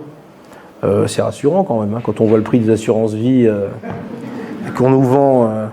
On peut quand même dire que dans le domaine de la santé, il y a des implications qui sont écrites dans le bouquin qui intéressent aujourd'hui des gens. Oui. On ne peut pas en dire beaucoup plus parce que ça serait prématuré, et dans le domaine de la santé, il faut être très prudent. Oui. On ne peut pas quand même donner de faux espoirs, hein. Il faut être extrêmement prudent dans ce qu'on dit. Mais il y a des gens qui s'intéressent à la mise en œuvre de ces idées-là. On y travaille, voilà. On y travaille. Ça, c'est extrêmement important. Donc c'est quelque chose, la synchromédecine qu'on évoque à la fin du livre, c'est pas un fantasme, c'est-à-dire qu'on essaye aujourd'hui quand même de mettre des choses en place avec des spécialistes, et pour l'instant il est effectivement trop tôt et trop prématuré pour en parler, mais c'est quand même à l'ordre du jour. Voilà. Il y a plusieurs projets comme ça qui sont assez intéressants en annexe. Je travaille aussi sur une technologie utilisant l'aléatoire pour, on peut dire carrément essayer de créer un téléphone transtemporel. Voilà, on travaille sur ça aussi. Donc voilà. Donc il y a quand même plein de projets comme ça en annexe du bouquin qui sont très... Et alors on se permet aussi de faire une interprétation de la théorie de l'évolution pour essayer de réconcilier les darwiniens et puis les non-darwiniens, si vous voulez, quand même pas les créationnistes, mais presque. On a l'image d'une chenille là, qui nous a servi, qui a beaucoup inspiré Romuald notamment. Donc voilà, oui, c'est une chenille. Et c'est le point de départ d'une réflexion sur la façon dont pourrait fonctionner l'évolution au regard de ce modèle en fait. Donc Romuald va compléter ce que je dis, mais voilà, c'est une chenille qui, sous l'effet du stress, sous l'effet d'une agression, gonfle son abdomen, donc c'est sa queue en fait, ouais. Et prend l'apparence d'un serpent venimeux, d'une vipère locale, jusqu'à imiter les yeux, etc. Donc les ocelles, etc. Donc, vous voyez, et l'attitude d'attaque, c'est-à-dire qu'elle va se lever et elle va lever donc cette pseudo-tête comme si elle attaquait. Donc comment est-ce que par un processus aveugle d'essai et erreur, est-ce que ça c'est possible? Il faut demander comment une chenille sait à quoi ressemble une vipère amazonienne et puis et comment elle connaît le mode d'attaque de cette vipère. C'est ça qu'il faut poser la question aux biologistes. Parce que imaginez que la chenille, à un moment, à partir d'une tâche au bout de son abdomen, par sélection, d'essais, d'erreurs, cette tâche... Sélection de mutation. Oui, elle devient au final ça, c'est improbable. À moins d'un constat évolutif. Ce que moi j'appelle un constat évolutif, c'est-à-dire une véritable réussite au niveau de l'évolution de l'espèce. C'est-à-dire une mutation qui au final fonctionne, fait flipper ses prédateurs et fait que cette chenille ne se fait pas crouster. Voilà. C'est ça qui est super important, parce qu'il n'y a que ça qui compte dans l'évolution, c'est la finalité de ça quand même. Sinon, avant, la tâche, on va dire qu'elle va être plutôt désavantageuse pour l'ancêtre de cette chenille qu'avantageuse. Parce que sinon, si ça fait une tâche qui attire le prédateur et qui n'est pas menaçante, le prédateur, il va crouster tout de suite. Donc c'est pas logique, ça avait déjà été bien perçu par quelqu'un comme Rémi Chauvin, grand biologiste français, qui avait déjà imaginé une sorte de finalité dans l'évolution. Alors nous, ce qui est intéressant dans ce modèle, c'est qu'on ne va pas dire que la mutation aléatoire darwinienne, elle n'est pas cohérente. Au contraire, on dit qu'elle est indispensable. Parce que là, c'est important de parler du rôle du hasard dans toute cette rétrocausalité. Le hasard, c'est le levier du réel, en lien direct avec notre conscience. Notre conscience transite dans l'extratemporel et agit sur tous les phénomènes aléatoires. C'est pour ça que les oracles fonctionnent, comme le I Ching, comme les tarots, comme les cartes, comme les runes, et notamment toutes ces mutations du vivant. Parce qu'au niveau du constat évolutif, la métamémoire de l'espèce valide ce constat et donc agit dans le passé de l'espèce pour moduler ces expressions géniques qui sont par nature aléatoires et donc support à une forme de conscience, là ici, latente de l'espèce. Et on rejoint les fameux méga-esprits du chamanisme, tels que les envisageait Ernesto. Voilà. Alors il y a quand même des similitudes de pensée. Après, là-dessus, on n'a pas pu expérimenter, clairement. Là, on est dans le spéculatif. Mais on pense que ça serait une piste intéressante de réconciliation, quelque part, d'une biologie à la fois complètement aléatoire et darwinienne, et en même temps quasiment finaliste. Voilà. Guidée par ce qu'on appelle un attracteur évolutif, rétrocausal.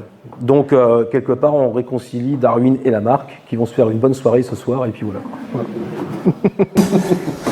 Oui, c'est ce qu'on appelle la téléologie, l'étude de la finalité. Et effectivement, qui dit intention, dit quelle est l'intelligence derrière cette intention, est-ce que c'est Dieu, etc. Donc ça, tout de suite, il y a des gens qui vont bloquer. Dès qu'on émet la simplicité qu'il puisse y avoir une intention derrière l'évolution des espèces, il y a des gens pour qui c'est absolument pas recevable.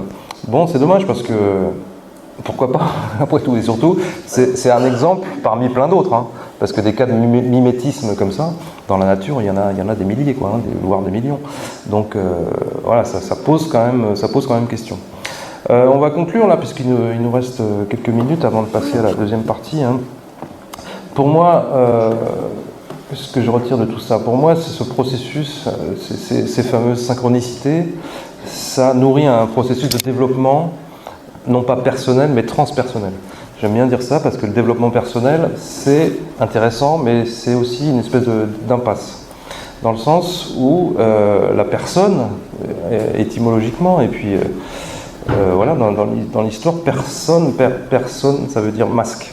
Ça vient du masque antique, du théâtre antique, et qui, donc le masque servait aux acteurs pour exprimer une émotion. Ils pouvaient changer de masque pendant la représentation, mais c'était aussi quelque chose qui permettait de faire résonner la voix. Avant, évidemment, l'apparition des micros, ces masques faisaient résonner, faisaient porter la voix. Personne. Donc la personne, c'est le masque. La personne, c'est le masque social, notamment, et pas seulement, c'est l'image que l'on donne de nous-mêmes. Mais est-ce que c'est ce qui nous sommes? Non. Je suis persuadé que non. Ce qui nous sommes vraiment, c'est au-delà et en amont, en deçà de la personne. C'est-à-dire qu'effectivement, je suis convaincu que nous sommes le soi. Que le soi, pour Jung, c'était plus l'atman hindou hein, que l'âme, pour ceux qui connaissent un petit peu la nuance. Donc ça nourrit un processus de développement transpersonnel, c'est-à-dire que ça consiste à aller au-delà de la personne, tout simplement. Et d'ailleurs, j'ai lu un truc très récemment là-dessus. Michael Harner, qui est un anthropologue, hein, qui a remis au goût du jour l'étude du chamanisme dans les années, 70-80, il disait que les synchronicités sont comme des balises, des phares, en fait, qui nous mettent sur ce chemin de l'individuation, donc ce que Jung a appelé l'individuation, que d'autres appellent chemin d'éveil spirituel, si vous voulez. Hein. C'est le chemin qui mène à soi, c'est le chemin qui nous emmène vers soi, vers nous-mêmes, vers ce que nous sommes vraiment, vers ce que notre nature est déjà. C'est-à-dire qu'il n'y a pas besoin non plus de forcer, ni de chercher quelque chose, on va faire simplement vers la reconnaissance de ce qui est déjà là. Donc ça procède aussi d'une espèce de lâcher-prise, d'un renoncement, le renoncement à s'identifier au corps, et au mental en l'occurrence, en sachant que nous sommes quelque chose en amont de ça qui est déjà existant. Donc voilà, ça a des implications à l'échelle individuelle, l'éveil spirituel, voir sa vraie nature, comme on dit dans l'hindouisme ou dans le bouddhisme. À l'échelle du groupe, on a dit que ça permettait de poser des intentions de guérison, d'évolution collective, etc. Et à l'échelle de l'humanité, de la planète, on peut se servir de cette façon de voir les choses, qui est une loi d'attraction, encore une fois, à revisiter, si vous voulez, pour attirer à nous un futur souhaitable, à la fois pour le bien de l'humanité, pour le bien de la planète, comme je l'ai déjà dit.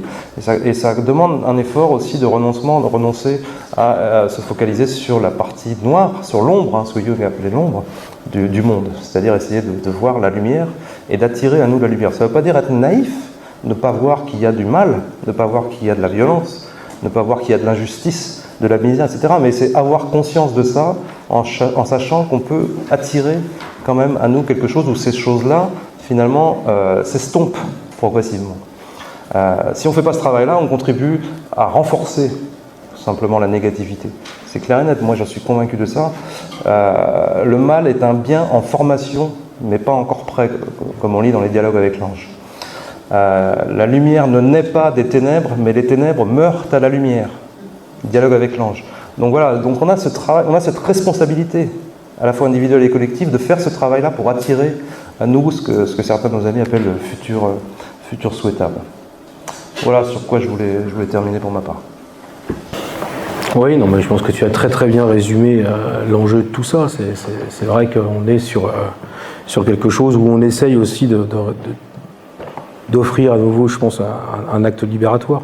Je pense que pour moi, la rétrocognition, tout ce paradigme, il s'ouvre sur quelque chose qui est du domaine des grandes traditions libératrices, dans le sens où récupérer du libre arbitre, avoir, alors quand je dis ça, il y a des gens qui poussent des hurlements, du contrôle sur son destin, c'est fondamental.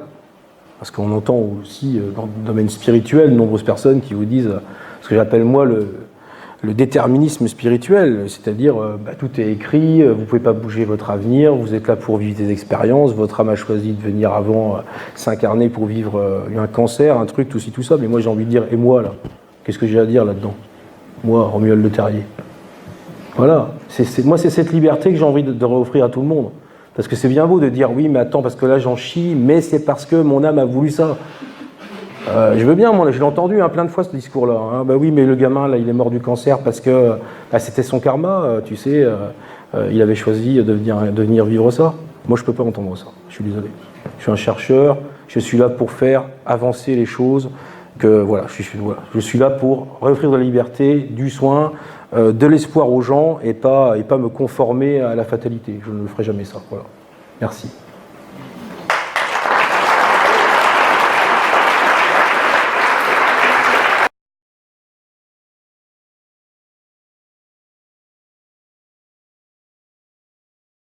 Merci pour votre présentation. Je pense qu'elle pose beaucoup de questions assez vertigineuses.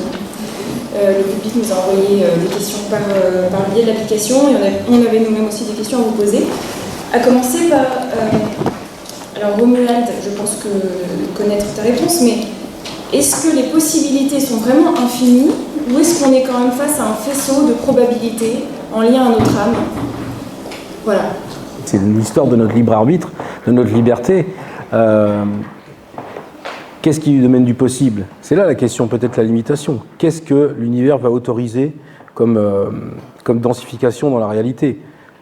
Je pense que nos intentions, si on arrive à les formuler, c'est que causalement, on est capable qu'elles se réalisent. Je pense qu'il n'y a pas de choses qui sont irréalisables, ou alors ça rentre dans des dimensions qui ne sont pas celles de notre conscience. Donc voilà, je pense qu'on a notre liberté, qu'il faut vraiment l'utiliser, qu'on est co-créateur de la réalité, et je pense d'ailleurs, parce que on a tendance à me faire ce reproche des fois. J'ai eu l'autre jour une discussion avec un croyant d'origine catholique, c'était super intéressant, vraiment. Je lui ai dit, moi je suis croyant. Je ne me débarrasse pas de la divinité, des esprits de la nature, des entités, des anges, des guides, je ne me débarrasse pas d'eux du tout. Sauf que j'en fais peut-être un mix plus moderne. Voilà. C'est important. Est-ce que la limite de la rétrocausalité ne serait pas le libre arbitre de l'autre dès lors que ce qu'on voudrait voir matérialiser implique une tierce personne? Ah ben ça c'est la dictature rétrocausale. C'est bienvenue dans le meilleur futur possible, celui que j'ai choisi pour vous. On peut imaginer effectivement, mais ça c'est une question de masse critique, on va dire, on peut imaginer effectivement que des personnes puissent utiliser cette technologie de la conscience et à l'insu des autres. C'est possible. Mais c'est un peu ce qui se passe, hein, quand vous voyez l'utilisation des médias, le formatage, l'appauvrissement des esprits, c'est quelque part, ça utilise quelque part cette technologie de la conscience. Mais ils ne sont pas conscients de ce qu'ils font non plus d'ailleurs, hein, parce que s'ils en étaient vraiment conscients, ça serait bien pire que ça. Donc je pense que voilà, il y a aussi des garde-fous dans cette pratique. Hein. Je pense qu'on ne peut pas non plus faire le mal absolu. Là, je viens de déconner avec cette histoire de dictature rétrocausale, mais voilà, ça, c'est limite. Je pense que c'est pas possible.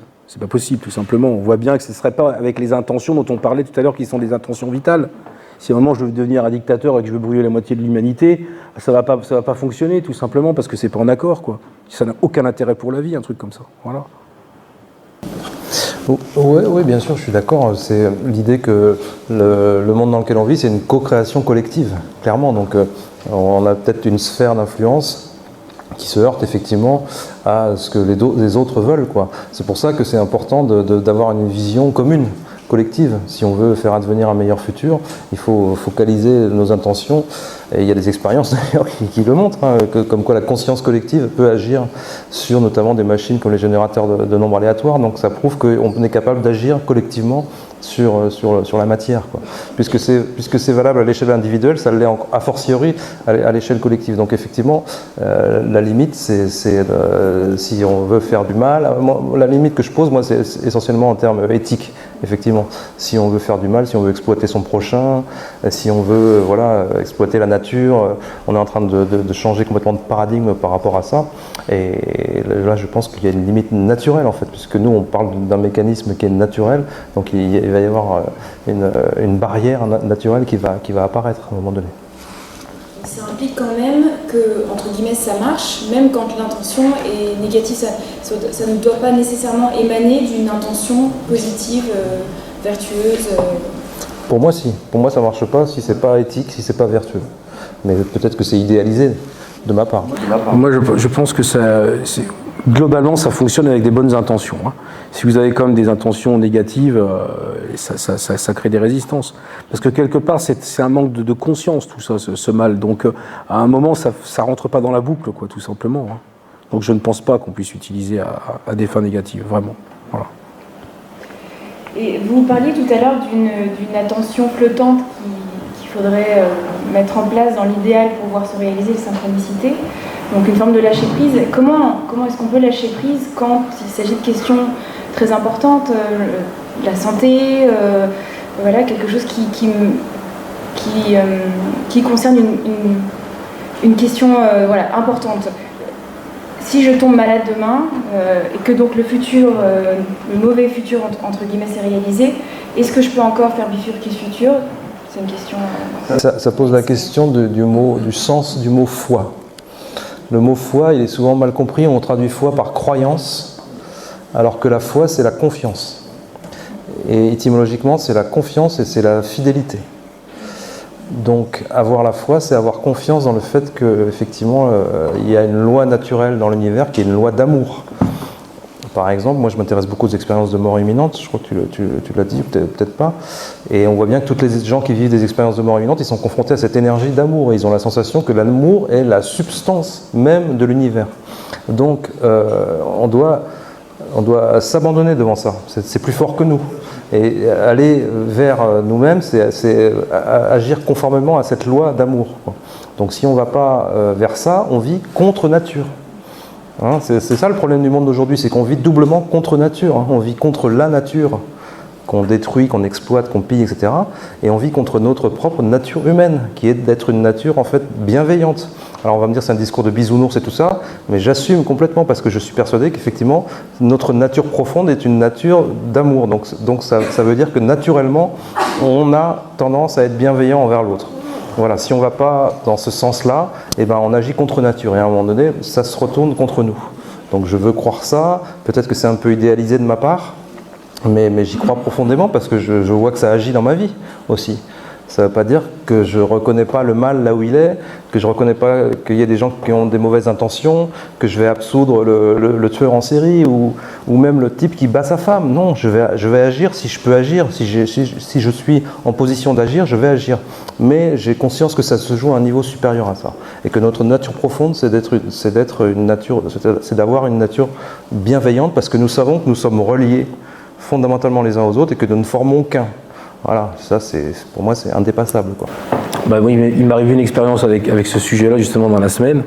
Je suis passé chez mon ex-femme un moment dans la semaine et puis j'étais assis sur son canapé et puis je vois un jeu de cartes. C'était les jeux de cartes des anges. Je me dis, moi, le scientifique, machin, tiens, on va faire poète-poète, on va voir un peu ce que ça dit comme info avec ce truc-là, tu vois. Donc je me pose une question, je dis, bah tiens, allez-y les anges, Donnez-moi une info par rapport à mes protocoles, tiens. Qu'est-ce que je dois faire, tiens, qu'est-ce que je dois avoir comme info? Je prends une carte au hasard, prendre un engagement. Et là, je tilte tout de suite, parce que par rapport à ce que je pensais avant. Puisque par mon histoire de téléphone transtemporel, j'avais eu une information par rapport à 30 ans. Je dis, bah ok, moi je prends l'engagement que dans 30 ans, quand je vais constater que je suis toujours là en bonne santé et tout ça, je ferai une grande fête avec des amis, je vais célébrer ce truc-là. Donc je prends l'engagement. Deuxième question que je pose à haute voix, je dis, avec ce même jeu de cartes, je dis, ok, mais... et donc, voilà, je prends un engagement de faire cette fête, et ça va faire quoi, sinon, concrètement? Deuxième carte, vous êtes protégés, vous et vos proches. Donc c'est hyper cohérent comme réponse. Et je pose la troisième question, je dis, ouais, mais pourquoi tout ça? C'est bien gentil. Troisième carte, l'amour inconditionnel. Je me dis, la réponse est hyper cohérente, quoi. Avec un jeu de cartes que je me disais, ça va faire poète-poète, quoi, tu vois. Et ben, en même temps, il y a l'histoire de l'amour que vient de dire Jocelyn, et il y a l'histoire de la question d'avant, c'est-à-dire, est-ce que la rétrocognition, c'est juste nous, ou ça passe par des tiers? Ben, c'est les deux. Voilà, une bonne illustration. Tu parles, donc, dans ton ouvrage, tu parles de thérapeutes rétrocausaux, de synchromédecine.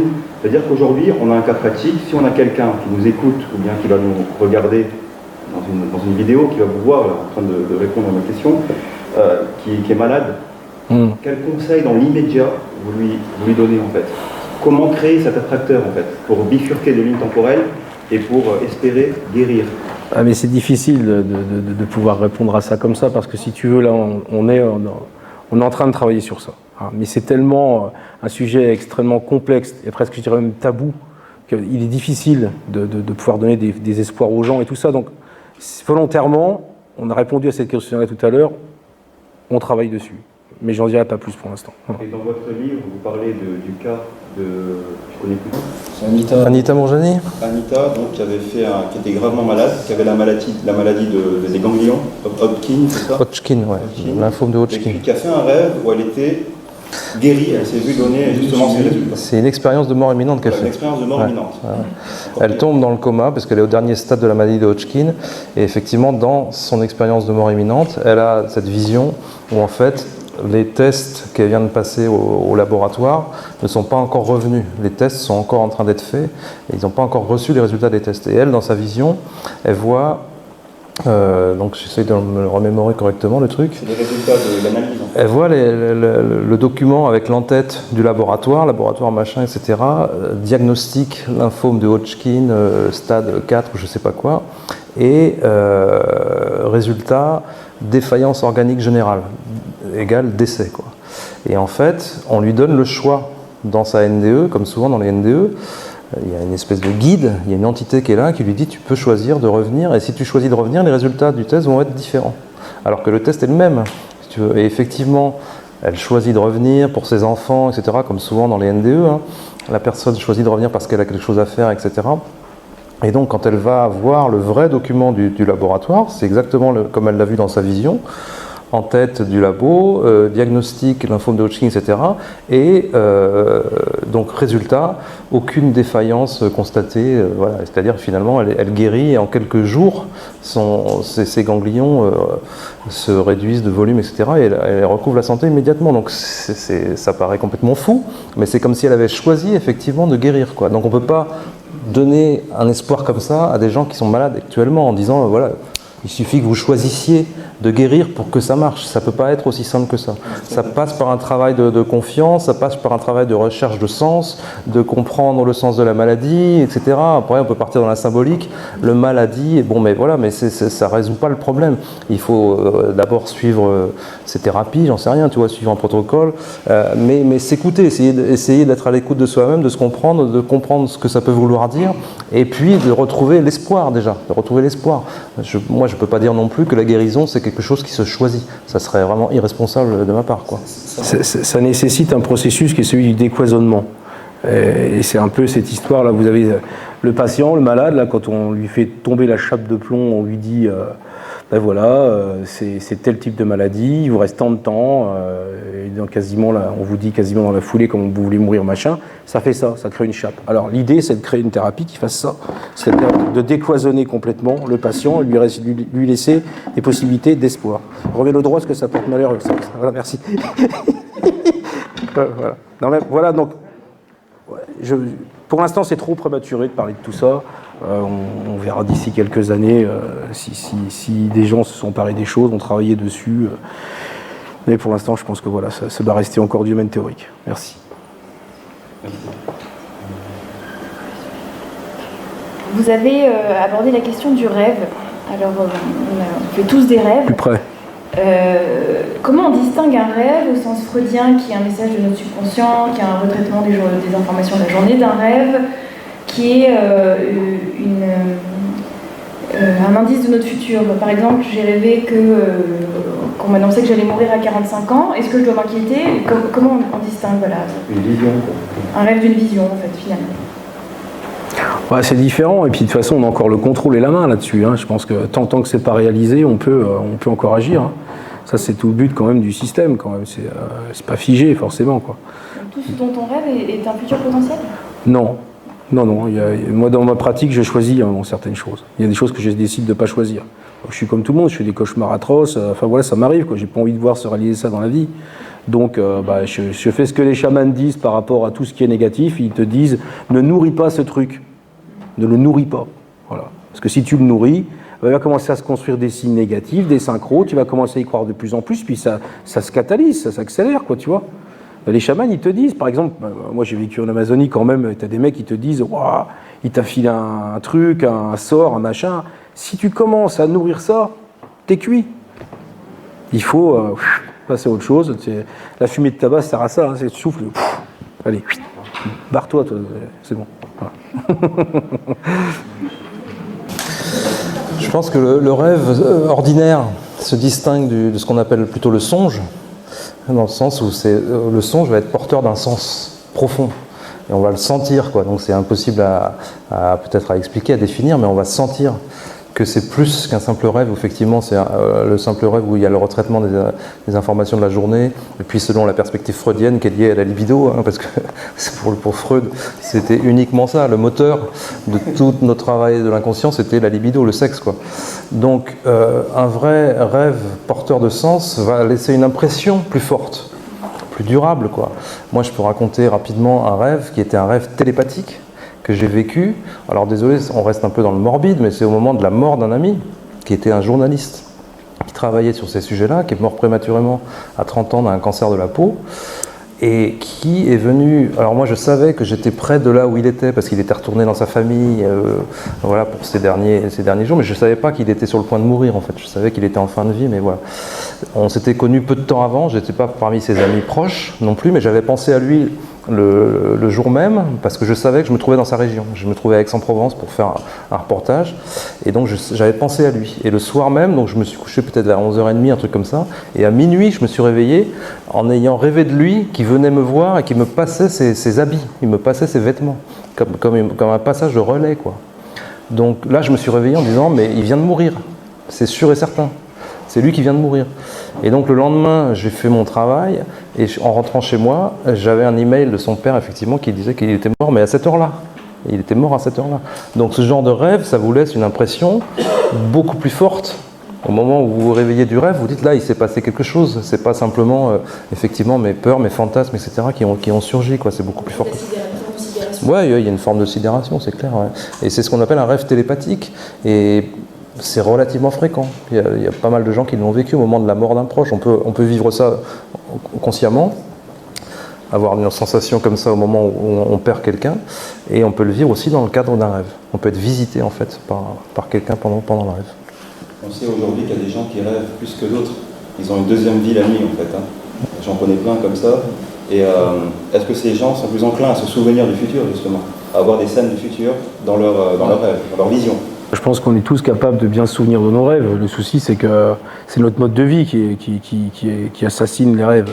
C'est-à-dire, quand vous avez le réveil qui sonne à 6h ou à 7h, les rêves, tu te souviens plus de rien, même si tu en as fait des extraordinaires. C'est parce que là, c'est cognitif.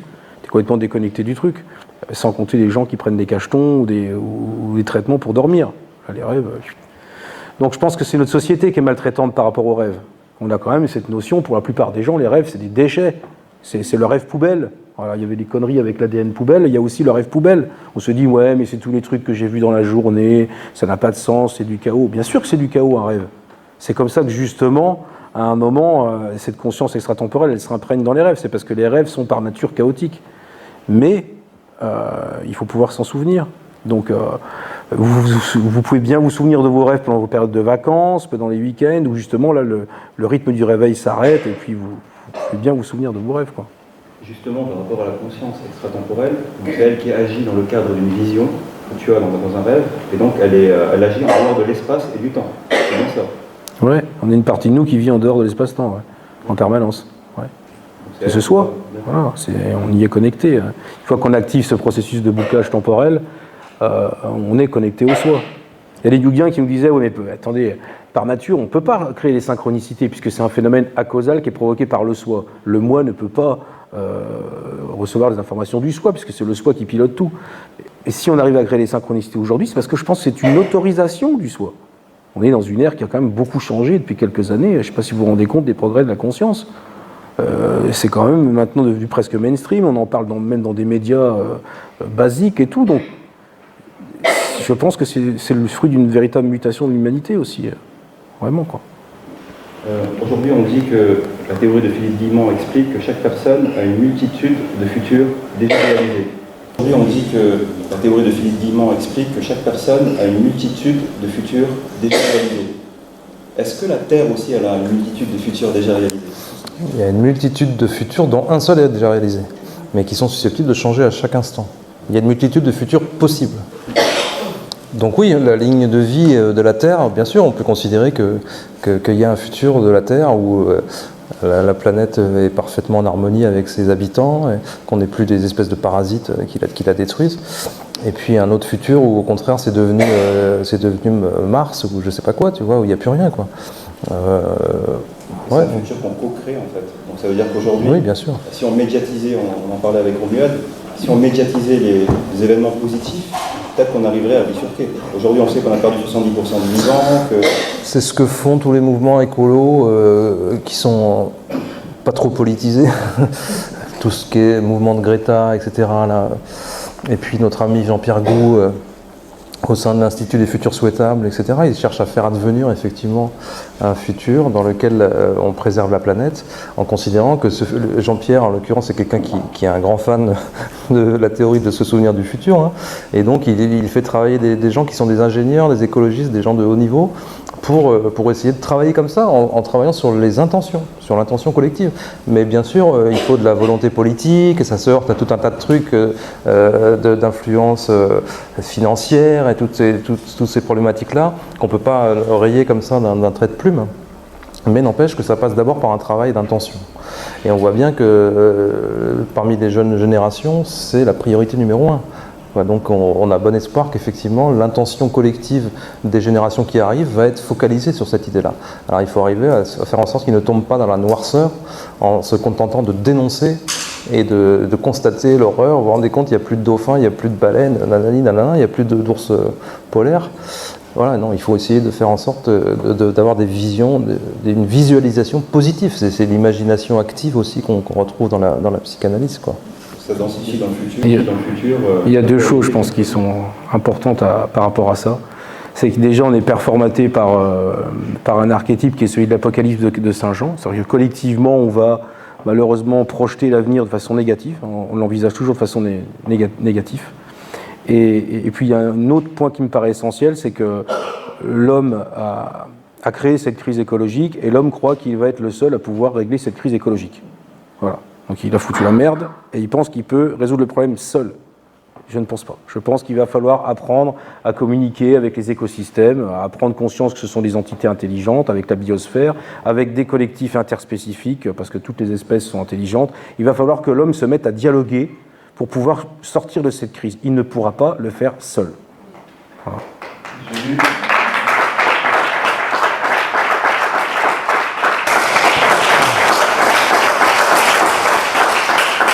J'ai vu passer ce matin un truc sur Facebook qui dit l'homme est la seule espèce qui considère sa propre existence comme un problème qu'il doit résoudre. Tu vois ? Donc effectivement, il faut qu'on sorte de cette notion que notre existence est un problème à résoudre, quoi. On a une vie à vivre, il faut quelque part, il faut se laisser vivre en acceptant d'être traversé par quelque chose qui nous dépasse. qui est une force de vie. On n'est pas obligé de faire appel à Dieu, mais on est bien obligé de reconnaître qu'il y a une force de vie en nous, au niveau de chaque cellule et au niveau de l'organisme tout entier. Donc accepter simplement que cette force de vie nous traverse et nous anime, c'est le lâcher prise, tu vois. Et donc agir en conscience par rapport à ça, aligner nos choix avec cette idée-là à la base, mais reconnaître que ça nous dépasse, quoi, que c'est au-delà de nous, quoi. Donc c'est pas forcément un problème à résoudre. Justement, en parlant de l'homme, en parlant de l'évolution et de votre schéma, il y a Daniel Robin qui aurait une question à ce sujet. Ah, ça va être une question technique. Non. Oui, merci pour cette excellente conférence. Vraiment, je suis en totale harmonie avec ce que vous avez dit. Et je vois tout en haut de votre schéma, il y a l'attracteur de l'évolution. Et ça me fait penser beaucoup à la philosophie de Teilhard de Chardin, qui parlait de noosphère aussi, et du grand attracteur. Donc dans l'évolution, il y a quand même cette idée de finalité. Est-ce que votre approche ressemble à celle de Teilhard de Chardin? Est-ce que la finalité de tout ça, c'est pas aussi ce qu'il appelait la coalescence des consciences? C'est-à-dire que le but, en fait, c'est que toutes les consciences se réunissent en un point qu'il appelait le point. C'est exactement ça. Et là où c'est compliqué, c'est que plus j'avance sur ce sujet-là, et plus je me rends compte que le point oméga est en fait à la fois dans le futur, mais distribué dans toute l'histoire de l'espace-temps. Donc à la fois, il faut plus l'imaginer comme quelque chose qui est comme un centre autour duquel l'histoire, en fait, qui est censée être linéaire, gravite, en fait. Ce qui explique que certains événements sont à la fois dans le futur et dans le passé distribués. Donc c'est assez compliqué à se représenter le truc, mais en fait, le point oméga condense le temps, globalement. Et effectivement, il est constitué de collectifs de conscience. Le point oméga est en dehors de l'espace. Oui, les deux en même temps aussi. Oui, c'est ça. Ça serait le soi lui-même. C'est ça. Le soi de l'univers, même, je dirais presque. Ouais. C'est intéressant. Ouais. Oui, clairement, on fait référence directement à Teilhard dans le chapitre sur l'évolution, en disant qu'on n'adopte pas volontairement sa grille de lecture christique, parce que ça c'est spécifique à sa pensée à lui, et nous on ne veut pas avoir un propos teinté de religiosité, etc. Mais bon, le Christ en l'occurrence pour lui ça dépasse complètement Jésus, je veux dire la personne de Jésus, c'est un archétype, etc. Mais par contre on adhère complètement à son concept de point oméga, d'attracteur rétrocausal de l'humanité et de l'idée de la coalescence, comme tu dis, de la fusion des consciences pour constituer la noosphère, et qui est déjà à l'œuvre à travers certaines technologies comme Internet, etc. Mais au-delà de ça, il y a une sphère de conscience collective qui entoure la Terre, c'est certain. Donc oui, et c'est ça qu'il faut nourrir, c'est ça qu'il faut informer par nos intentions, effectivement. Donc la grille de Teilhard, elle reste complètement actuelle et tout à fait pertinente, quoi. Merci. Merci. On va passer aux questions que vous nous avez envoyées par le biais de l'application. Donc on a Patrick qui nous parle d'un livre qui s'appelle La synchronicité, l'âme et la science, écrit par Hubert Reeves, Michel Cazenave et d'autres scientifiques. Il nous dit qu'il révèle des phénomènes scientifiques acausaux qui recadrent la synchronicité. Qu'en est-il? Est-ce que vous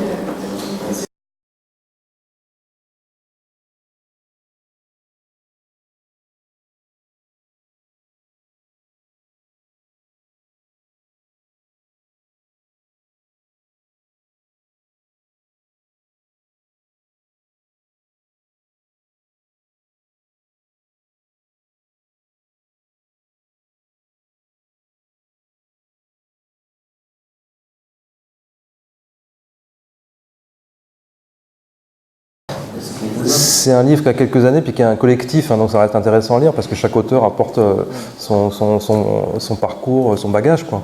Donc il y a Hubert Reeves qui est astrophysicien, il y a Ansel Yeter qui est je sais plus quoi, psychologue, et puis on le cite largement aussi dans le chapitre sur l'évolution d'ailleurs. Donc on cite ce livre-là à plusieurs passages, parce que ça reste une référence super intéressante. Moi, ce que j'ai retenu, c'est Michel Cazenave qui justement évoque la synchronicité du scarabée en disant que Jung avait pensé à cette histoire de causalité rétrograde. Je ne sais sais pas si je l'ai dit tout à l'heure, peut-être rapidement, il avait pensé qu'effectivement c'était le rêve, c'était quand la personne raconte, mais je crois que je l'ai dit, quand la personne raconte son rêve, enfin quand elle voit le scarabée de Jung, elle repense à son rêve et du coup elle informe son rêve. Donc Jung avait imaginé que peut-être il y avait cette causalité à rebours du temps, mais que c'était trop difficile à accepter pour lui à l'époque. Mais c'est un petit livre en plus qui se lit bien et qui reste super intéressant. J'ai une question de Jacques, qui a été plébiscité. Je vous pose la question de savoir si votre théorie... Ton micro marche pas, là. Si, mais faut que tu le colles. C'est pour ça que je préfère le micro traverse. Donc on a une question de Jacques, qui a été likée plusieurs fois. Il pose la question de savoir si votre théorie pourrait offrir une explication scientifique à l'effet Mandela, phénomène selon lequel un grand nombre de personnes attestent de souvenirs d'un passé différent. Le plus connu étant que plusieurs personnes se souviennent très clairement que dans le passé, Nelson Mandela était décédé durant sa détention en prison en 90, d'où leur surprise lors de l'annonce de son décès en 2013. Avez-vous exploré cette piste? Non, je n'ai pas exploré cette piste. Ça, c'est Philippe Guillemant qui parle de ça. Dans la théorie de Philippe Guillemant, comme je l'ai dit tout à l'heure, quand il y a une bifurcation de lignes temporelles qui se fait, toute la ligne change. Le futur, le présent, le passé. Donc effectivement, le passé n'est pas figé. Après, moi, dans cet effet Mandela, les exemples qu'on m'a rapportés m'ont pas vraiment convaincu, quoi.